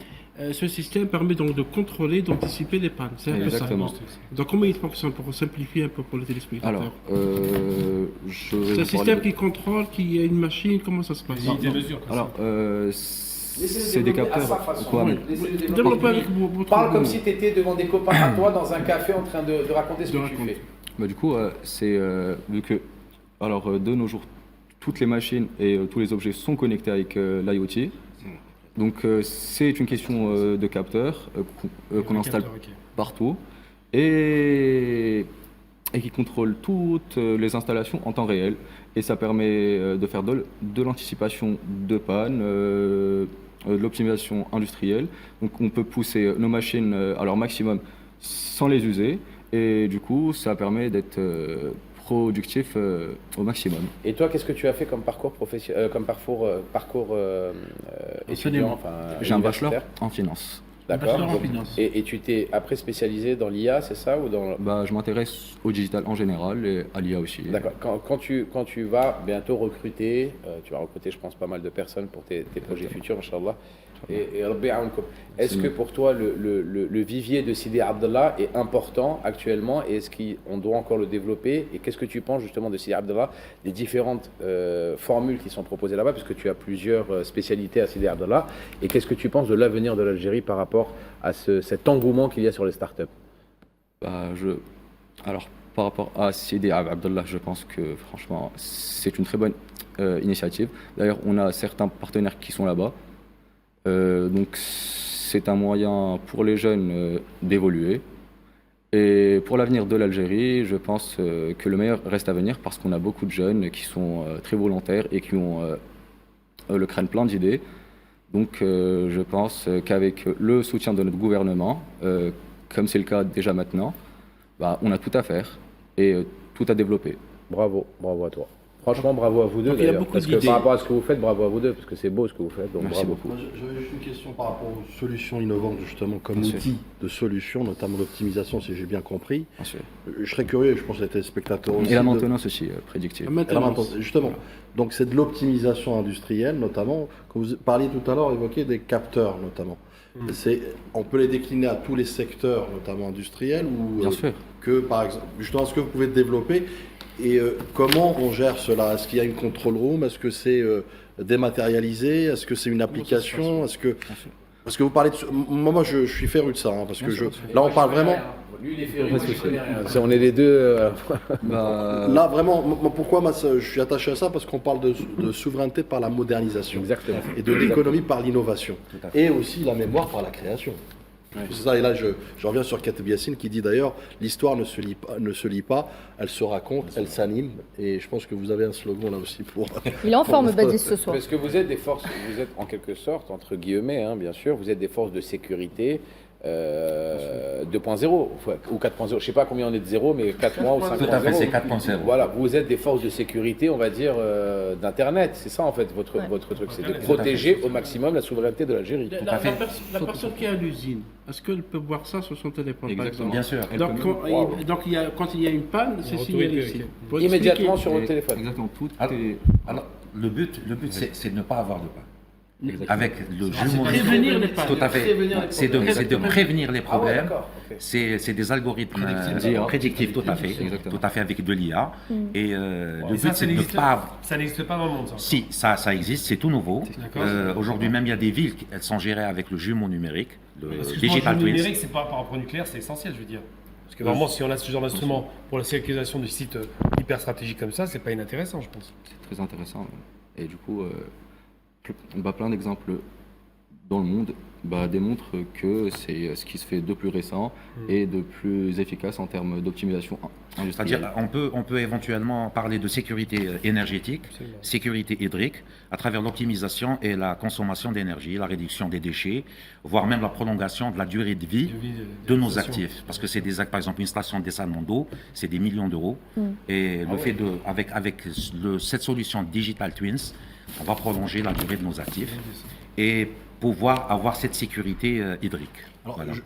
je vous pose une question en tant que chef d'entreprise avant toute chose. Effectivement, qui a une idée innovante d'une start-up innovante qu'on espère demain sera une licorne algérienne. En matière de projection, en matière de potentialité, d'opportunité, quelle est la marge de progression, de manœuvre? Quelle est l'implémentation justement de cette idée?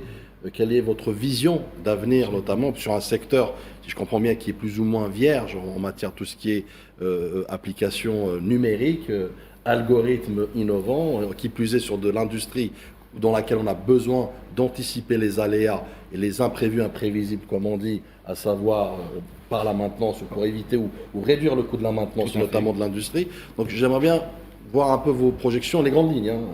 Quels sont les secteurs, quelles sont justement votre vision, quel est votre business plan entre parenthèses? Alors déjà, on a commencé avec 2 secteurs d'activité. Donc on a déjà effectué les digital. Elle est déjà déployée. Tout à fait, c'est déjà déployé. Donc dans le secteur de l'agroalimentaire et on vient de lancer dans le secteur du pharma. Donc avec dans le pharma, tout à fait, avec une implantation sur 11 unités de production. Ça marche bien comme quoi les domaines où ils se mettent, tout à fait, dans le domaine pharma. Justement, on cherche la souveraineté. Tout à fait. Et c'est ça qui est bon, c'est justement cette joint venture entre les domaines où le président de la République et le gouvernement veut que l'Algérie ait sa souveraineté, donc sa souveraineté alimentaire, sa souveraineté médicale, et ben ce sont des startups qui rentrent justement dans cette optique-là. J'ai toujours cette question, effectivement. Je suis un peu la dynamique là sur ça, parce que j'aime bien le secteur. En matière de souveraineté numérique, comment ça se passe en matière de tout ce qui est serveur, tout ce qui est data center, tout ce qui est stockage de ce type de données? On vient de signer un beau projet avec l'Italie, justement. Justement, je laisse Akram parler, parce qu'on a aussi un projet dans la santé et éventuellement dans la sécurité data. Et ce sera la dernière réponse, parce qu'il ne nous reste qu'une minute. Alors, en parallèle, notre start-up développe aussi des projets à haute valeur stratégique, notamment dans le domaine de la cybersécurité et de la souveraineté numérique. Nous travaillons actuellement sur la création d'un data center algérien nouvelle génération, entièrement pensé par notre environnement et capable d'héberger les données précises de tous les secteurs d'activité du pays, dans un cadre sécurisé, souverain et bien évidemment dans le respect des textes législatifs et réglementaires en la matière. Aujourd'hui, l'Algérie est à un tournant. Il ne s'agit plus simplement de consommer des solutions qui sont importées. Il s'agit de produire notre propre intelligence technologique, adaptée à nos particularités et spécificités, et à nos institutions et à notre culture, bien sûr. Aujourd'hui, nous avons la chance d'avoir toutes les conditions réunies pour réussir. Il y a tout à faire en Algérie. Nous avons des exemples et la flexibilité technologique. Nous avons la chance d'avoir un président avant-gardiste qui a compris les défis et enjeux de l'économie du futur. C'est pourquoi il a mis l'accent sur la nécessité de promouvoir et encourager les startups dans différents domaines d'activité, en particulier dans le domaine de l'innovation. C'est ce que nous faisons en tant que start-up algérienne, mettre le digital au service du pays avec un engagement fort, une écoute active et une capacité d'exécution agile. Nous croyons fermement que le futur de l'Algérie sera construit à travers ses propres talents, ses propres start-up, ses propres idées, et nous sommes prêts à en être les artisans. Je vous remercie de m'avoir écouté. Merci à Karim. Merci à vous aussi, Karim Mazouz. Je rappelle que vous êtes 2 des 3 responsables du 613 groupe. Voilà. Merci beaucoup d'avoir accepté notre invitation. Mesdames et messieurs, on revient dans quelques instants.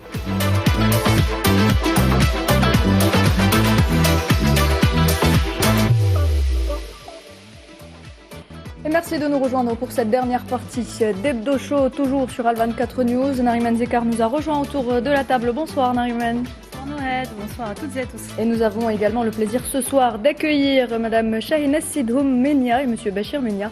Bonsoir. Bonsoir. Vous êtes les fondateurs de Moulouk. Moulouk, c'est une application 100% algérienne dédiée au mariage. Et justement, Nariman, vous allez nous en parler. Exactement, mais avant, on va revenir sur cet hommage qui a été rendu à l'une des figures emblématiques de la révolution algérienne. Jeudi dernier, lors de la visite officielle du président Abdelmajid Tebboune à Rome, une plaque commémorative a été inaugurée en mémoire du défunt Moudjahed Tayyib Boulahrouf, une figure emblématique de la révolution algérienne.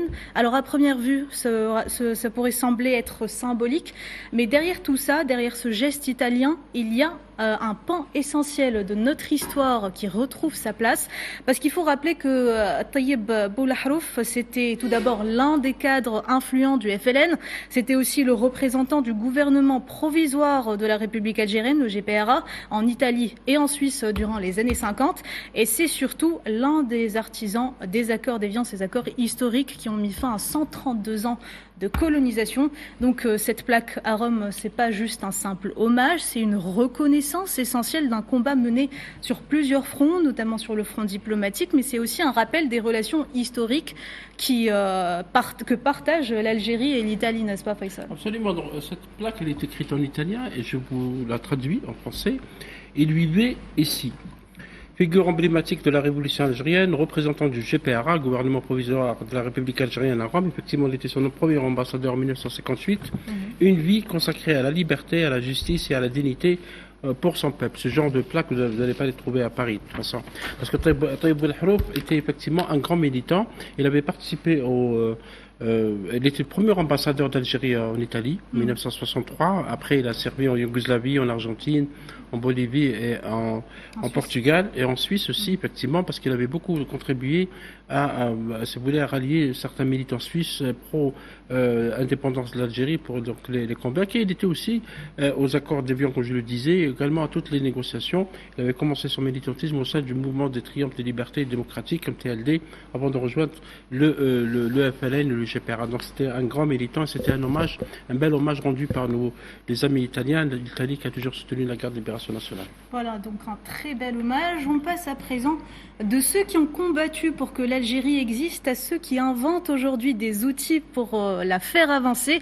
On a avec nous ce soir, comme vous l'avez dit, Nouhed, un couple d'Algériens qui bouscule les codes du mariage traditionnel en lançant Moulouk, une start-up made in DZ qui mêle technologie, valeurs et vision. Shahinaz et Bachir, bienvenue parmi nous. Merci d'avoir accepté notre invitation. Alors, vous êtes à l'origine de Moulouk, la toute première application 100% algérienne dédiée au mariage.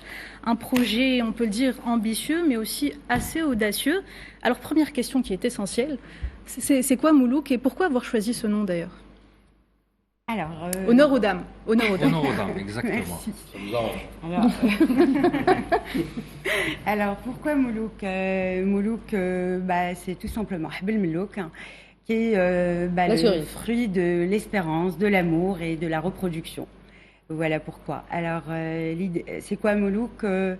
C'est une plateforme de mise en relation pour des personnes qui souhaitent se marier. C'est une réponse à une urgence sociale en Algérie surtout. 15 millions de célibataires en âge de marier qui ne trouvent pas, en tout cas de partenaires pour accomplir ou pour aller au bout de leur projet. Et surtout, Moulouk reprend les codes de ce qui se faisait avant, qu'on a souhaité mettre sur une plateforme et sur un téléphone pour que les gens puissent rencontrer des personnes avec un même et unique projet, le mariage. Alors Bachir, Moulouk, c'est une start-up algérienne. Est-ce que vous pouvez nous raconter comment est-ce que vous l'avez lancé? Quel a été le process de l'idée jusqu'à la mise en ligne? Alors, de l'idée, je pense que... Alors, je préfère que ça soit sur l'idée. Moi, je Décidément, Madame qui fait tout. Exactement. On est à la maison, c'est comme ça, c'est lui qui fait tout. Alors, comment elle est venue l'idée? Nous, on s'est rencontrés en 2019 dans un cadre professionnel, sur un salon à Alger, le salon de l'automobile, de la pièce automobile plus exactement. Et on avait scellé un premier partenariat dans le cadre d'un co-branding en 2019 sur un projet qui malheureusement a été interrompu en 2020 à cause du Covid. Bien sûr. Et on a souhaité par la suite partir sur un nouveau projet ici en Algérie qui répond à un vrai besoin, une vraie problématique. Vous pensez qu'il y a une demande? Oui. Alors, Alors, on a beaucoup, on s'est penché sur la question. On a aussi beaucoup regardé les chiffres et vers quoi les Algériens se tournaient. Déjà en 2020, on comptait plus de 6 millions de téléchargements d'applications de dating étrangères en Algérie, avec une utilisation très très active. avec deux problématiques. La première, c'est que souvent, ce sont des plateformes trop permissives, pour notre société en tout cas, pas tout à fait adaptées à nos codes. Et voilà, et avec une deuxième difficulté qui était le paiement, donc l'accès au paiement de ces plateformes qui passaient souvent par un système parallèle ou des solutions pas forcément adaptées. En tous les cas, voilà d'où est parti Moulouk. Vous avez fait un business plan, vous avez fait une étude de marché. Une étude de marché, surtout. Par rapport à tout ça, et justement, ça vous a permis de déposer votre dossier au ministère des Startups, qui vous a accompagné, qui vous a suivi, qui vous a en quelque sorte introduit pour rentrer sur le marché algérien, qui a validé votre projet. Est-ce que vous avez on a été labellisé, on a eu le label innovation. Par la suite, ça s'est fait sur le label Startup. On est rentré dans l'accélérateur, c'est Algérie Venture. Algérie Venture. Voilà. Et donc là, vous êtes en période, on va dire, de démarrage accéléré. Exactement. Donc là, vous commencez justement à vous lancer pour... En early stage.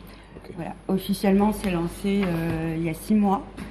On compte aujourd'hui 20 000 utilisateurs actifs sur Moulouk. Et combien de mariages 10 mariages recensés. On insiste sur le recensé parce que malheureusement, tout le monde ne déclare pas. Même, en seulement 7 mois. Oui. Vous avez déjà changé la vie de 20 personnes. Vous avez déjà changé avec une application la vie de 20 personnes. Donc Exactement. Et puis derrière, il y a aussi un enjeu économique. J'espère juste que la première fille ne s'appellera pas Moulouk. Pourquoi pas J'ai juste une question. Vous avez changé effectivement la vie de 20 personnes, mais aussi peut-être la vie de 20 belles-mères. Parce que là, je reviens sur la tradition. On sent le vécu. Je sais pas quand Baptiste c'est pas, on sent le vécu. Non, parce que vous faites de la concurrence aux traditions, entre parenthèses, du mariage algérien. À savoir, c'est les parents, c'est la maman. Donc, comment vous expliquez ça? Oui, c'est une mutation effectivement sociétale et sociale pour laquelle vous répondez aux besoins. Mais justement, si on vous pose cette question, effectivement, comment vous répondrez? Pour moi, c'est un mariage. Moulouk, c'est le mariage 3.0. Les mœurs ont évolué. Voilà. Pour vous parler en arabe, encore une fois, c'est la maman, la copine, la cousine, la tante, la voisine, exactement. Donc ça, le réseau social, exactement. Donc là, on a pris tout ça, on l'a mis en amont dans le mobile. Et comment est-ce que ce projet a été accueilli par la société algérienne? La réaction. Une fois qu'on a été labellisé assez rapidement, on a été contacté par une chaîne algérienne qui a souhaité réaliser un portrait sur nous, autant que fondateurs. Et sur le projet, il a été diffusé en prime time sur un journal TV à 20h. Et par la suite, il y a eu un engouement. Donc la montée en charge a été très très rapide. Donc ce qui a beaucoup... en tous les cas, confortez-nous notre projet, notre idée de départ. Et puis par la suite, il y a aussi tout un travail qui est fait en amont, que ce soit au niveau de la communication et de l'image qu'on veut véhiculer aujourd'hui de Moulouk. Nous-mêmes sommes mariés, donc on n'hésite pas aussi à porter ce projet très haut par nous-mêmes, nous mettre en avant afin de rassurer un maximum de personnes. Et dire que c'est une solution qui a été, en tous les cas, pensée par un vrai couple et qui souhaite accompagner ou en tout cas répondre à une problématique aujourd'hui que rencontrent beaucoup ou des milliers d'Algériens. Avec l'ambition, bien sûr, de sortir, bien sûr, au-delà de l'Algérie et que ce soit auprès de la diaspora ou de musulmans, tout simplement, qui souhaitent se marier via une application qui serait dédiée pour... Est-ce que vous développez l'idée respectueuse des us et coutumes voilà. Complètement. Est-ce que vous écrivez dans votre présentation valoriser les traditions et les cultures autour du mariage? Parce que dans ce genre d'application, c'est l'application, certains appelleront de rencontres, il y a le sérieux. Bien sûr. Comment vous développez justement l'idée du sérieux? Cette application est dessinée pour nouer réellement des relations qui vont aboutir à un mariage pour un Alors, encore une fois, on a mis tous les leviers en tous les cas, et que ce soit d'un point de vue sécurité ou communication. Le mariage, c'est la vocation de Moulouk aujourd'hui. On est très clair avec ça et très à l'aise. On invite toute personne qui a un projet autre que le mariage de ne pas s'inscrire dans Moulouk et d'aller vers d'autres applications qui, elles, répondent en tous les cas à ce besoin-là. Maintenant, à côté, au niveau de la plateforme, on a mis un maximum de sécurité. pour que l'utilisateur ou l'utilisatrice n'ait pas à remettre ses coordonnées personnelles, par exemple, du début à la fin du process. Ni téléphone, ni on rentre avec un mail. Et on a également intégré dans la plateforme tous les outils de communication et de transparence possibles pour que les gens aient, en tous les cas, tous les éléments en main pour être rassurés, déjà avec la personne avec qui on échange. On peut même introduire un tierce, ça peut être un papa, un frère. On insiste et on recentre ça sur le mariage, donc on y va parce qu'on veut trouver un partenaire de vie. On a intégré le chat sur Moulouk, la communication et la vidéo, la visio. Donc, ce qui permet de voir la personne seule ou accompagnée, ce qui permet aussi de s'assurer de l'identité de la personne. Voilà, donc il y a un maximum de sécurité. Exactement. Après, encore une fois, on peut parler à une personne, on ne trouve pas d'entente entre nous. On peut aussi à tout moment annuler un match qui a été établi, une discussion, un historique, c'est-à-dire que voilà, on échange avec la personne. Si on ne peut pas aller au-delà ou la personne ne convient pas, on clôt la discussion avec tout l'historique qui va avec. Sur votre business plan, sur votre étude de marché, pour vous, pour être, on va dire, dans les clous de budget, vous avez besoin de combien d'adhérents? Alors, on a besoin de combien d'adhérents d'adhérents, je ne sais pas comment vous appelez ça. D'utilisateurs. Excusez-moi, je suis très mauvais moi, dans ce sujet. D'accord, donc là-dessus, un 100 000, un bon 100 000. Un 100 000. Voilà, un 100 000. 100 K, vous êtes tranquille. 100 K, on est tranquille. D'accord, et là vous êtes à 20 000 en 7 mois. Oui. Vous êtes Et bien puis on parti. en parlait tout à l'heure en coulisses, ce qui est drôle, on n'y pense pas forcément, mais ça peut aussi booster l'économie du pays, vous l'expliquez tout à l'heure. Exactement, l'idée derrière un mariage ou un foyer qui se construit, c'est aussi de rebooster l'économie derrière. Donc, que ce soit au niveau du process de mariage ou par la suite sur l'achat, l'obtention d'un crédit, ça reste un produit financier quand même comme tout foyer. Donc l'idée, c'est vraiment de sceller des partenariats avec plein d'acteurs économiques autres afin de dynamiser aussi ce secteur via Moulouk. Et en plus, toute la construction de Moulouk a été indexée sur le DZD, sur le dinar algérien. Ça, c'est important de le dire. Voilà, donc vous ne passez pas par des partenaires étrangers, non. Donc en gros, tout est made in algérien. En gros, par exemple, sur les ventes qui s'effectuent en Europe, c'est la reconversion par rapport au dinar algérien. Donc la monnaie de référence, c'est le dinar algérien. Bravo à vous. Voilà. Et comment est-ce que vous voyez le futur de Moulouk? Est-ce qu'un jour on pourra dire, voilà, c'est l'application qui a révolutionné le mariage peut-être dans le Maghreb ou peut-être dans les pays arabes? Et au-delà, on le souhaite, en tout cas on fait tout pour. Il y a un déploiement prochain qui est prévu sur la France. Qui reste un marché en tout cas pour nous qu'on souhaite conquérir avec exactement plus de 6 millions, une progression de 10%. On atteindra probablement au-delà de 2030 les 10 millions de diaspora ou de musulmans en France. Donc effectivement, c'est un marché que nous convoitons, donc pour lequel il y a toute une campagne qui est prévue assez prochainement. Déjà un concurrent qui s'appelle Inch'Allah.com qui propose à peu près ce que vous proposez. Exactement. Oui. Après, voilà. C'est peut-être pas les mêmes mœurs, exactement. C'est vente de dire que c'est du mariage, ça peut le même. Enfin, vous êtes orienté sur. C'est du marketing éthique. Exactement. Et puis. Vous vous démarquez grâce à l'éthique et grâce justement aux barrières que vous mettez pour protéger au maximum vos utilisateurs. Exactement. Et puis surtout sur l'orientation de Moulouk, qui reste le mariage. Moi, c'est plus fort que moi.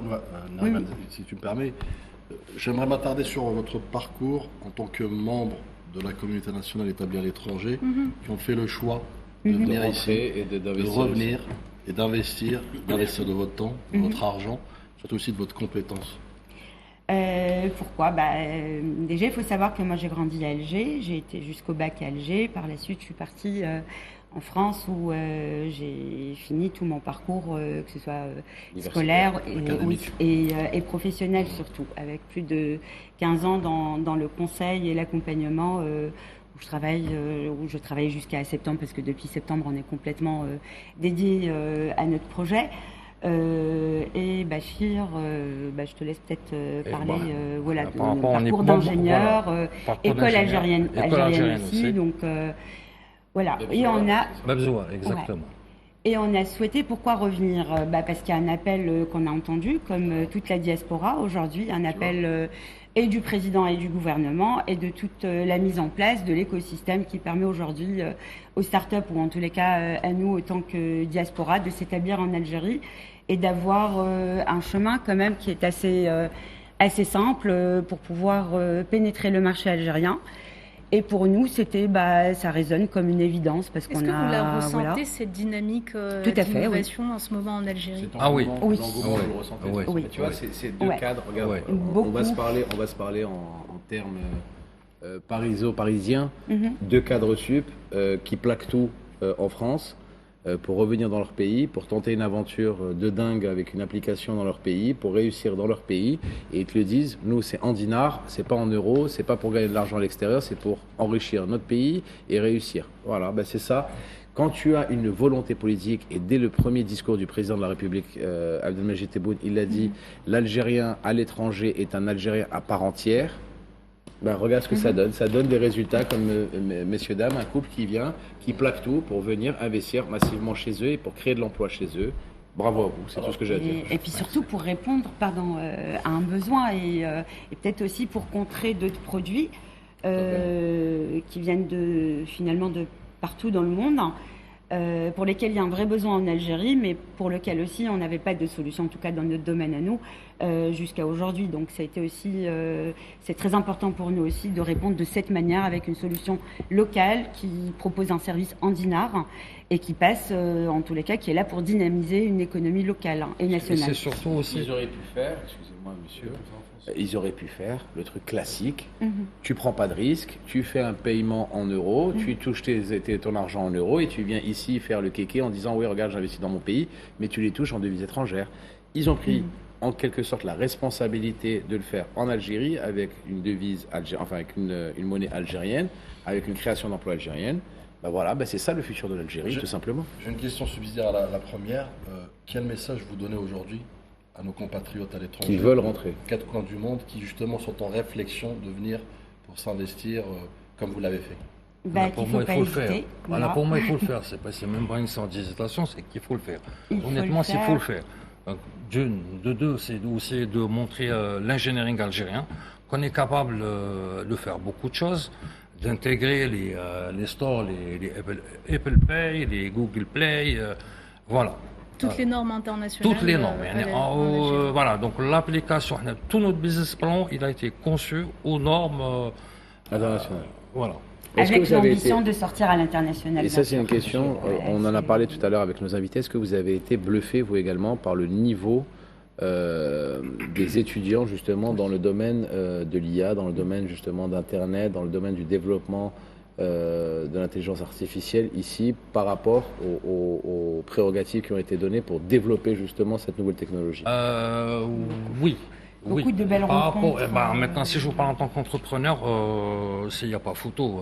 Rapport qualité-prix, le savoir-faire, la technologie en tant que chef d'entreprise, un chef d'entreprise en Europe, un chef d'entreprise en Algérie, de la main-d'œuvre en Europe, de la main-d'œuvre en Algérie, qualifié, fiscalité, honnêtement, il n'y a pas photo. Je ne peux même pas comparer tout ça. Honnêtement, on ne peut même pas faire la comparaison. Point de vue fiscalité, j'en parle même pas. Le savoir-faire, on l'a. Les compétences, on les a. La volonté politique, on l'a. On s'est fait accompagner par des institutions, Algérie Aventure, le ministère des Startups. Ils ont été derrière vous du début à la fin. Du début jusqu'à la fin. Voilà. Donc en fait, tous les signes sont ouverts pour venir investir en Algérie. Le message que vous avez à donner à la diaspora. Moi, je préfère communauté nationale à l'étranger. C'est pour moi plus. La communauté nationale à l'étranger, c'est vous avez une volonté politique, vous avez des institutions qui sont derrière vous. Ramener un projet, on est derrière vous, on le qualifie, on le quantifie, on le pèse, on l'aide, on le jauge, on fait son étude de marché, on fait son business plan et on est derrière vous. C'est ça ce que. C'est ça. Vous l'avez vécu, c'est du vécu. Non, ça c'est du vécu. C'est maintenant qu'il faut le faire. Pour moi, c'est maintenant qu'il faut le faire. Si on doit oublier Game, c'est maintenant. Je relève aussi, surtout sur les... C'est le moment, en fait. C'est le moment. Honnêtement, c'est le moment. C'est pour simplifier. Tous les indicateurs sont ouverts. Pour simplifier, M. Béchir, pour entrer dans votre application, parce que pour simplifier aux téléspectateurs, on s'inscrit, on paye et on entre. C'est ça? Non. Comment ça se passe? Alors justement, je vous explique. Je pense que ce soir, si vous voyez FM, c'est Faisal Metaoui, ça sera ce soir, il sera sur l'application. Ne vous inquiétez pas. Avec la photo de Georges Clooney. Voilà, il mettra la photo de Brad Pitt ou de je sais pas qui, mais ce sera FM, c'est Faisal Metaoui. C'est pour simplifier aux téléspectateurs qui veulent comprendre. D'accord, alors il y a un formulaire d'inscription assez basique. D'accord, le pseudo, le nom, une boîte mail, le mail. Voilà, donc le mail, date de naissance. D'accord. Par la suite, vous avez le photo. Ok. Donc c'est là où il ne faut pas que tu montes. Voilà. Donc sur la photo, donc. Ouais, mais même là, on a laissé le choix de l'utilisateur. Voilà. Parce que c'est pas basé sur le physique. Exactement. En fait. Donc c'est vraiment l'être avant le paraître. Exactement. C'est encore une fois une application où on peut mettre au choix, enfin en tous les cas de chaque personne sa photo. A contrario, on peut aussi valoriser son profil en remplissant sa biographie et en étant très très clair sur ce qu'on recherche ou qui en est. Donc on a aussi la possibilité de s'inscrire de cette façon. Très bien, merci Chahina Sido Menia. Merci à vous également Bachir Menia. Je rappelle que vous êtes les fondateurs donc de cette application Moulouk. Merci d'avoir été avec nous ce soir, mesdames et messieurs. On arrive à la fin de ce numéro, ce dernier numéro de la saison d'Hebdo Show Algéria. Mesdames et messieurs, merci de nous avoir été fidèles tout au long de cette saison. Je tiens également à remercier toute l'équipe qui a travaillé avec moi cette année. Mahdi, Badis, Faisal, Gamal, Narimen. Je remercie également toute l'équipe technique, mais aussi notre homme de l'ombre, Sofiane Barodi, notre producteur, qui est toujours fidèle au poste. C'était aujourd'hui, mesdames et messieurs, notre 50e numéro. Encore une fois, merci d'avoir été fidèles à cette émission, à votre rendez-vous de chaque samedi soir. On espère vous retrouver la saison prochaine. Merci encore une fois. Je pense aussi à l'investigateur, l'initiateur de ce projet. Monsieur Salim Agar. Monsieur Salim Agar, à qui on fait l'instigateur. Merci, à qui on fait un très très très très très gros coucou. Et c'est grâce à lui qu'on est là tous autour de la table. Voilà donc, mesdames et messieurs, on vous souhaite une excellente fin de soirée. À très bientôt.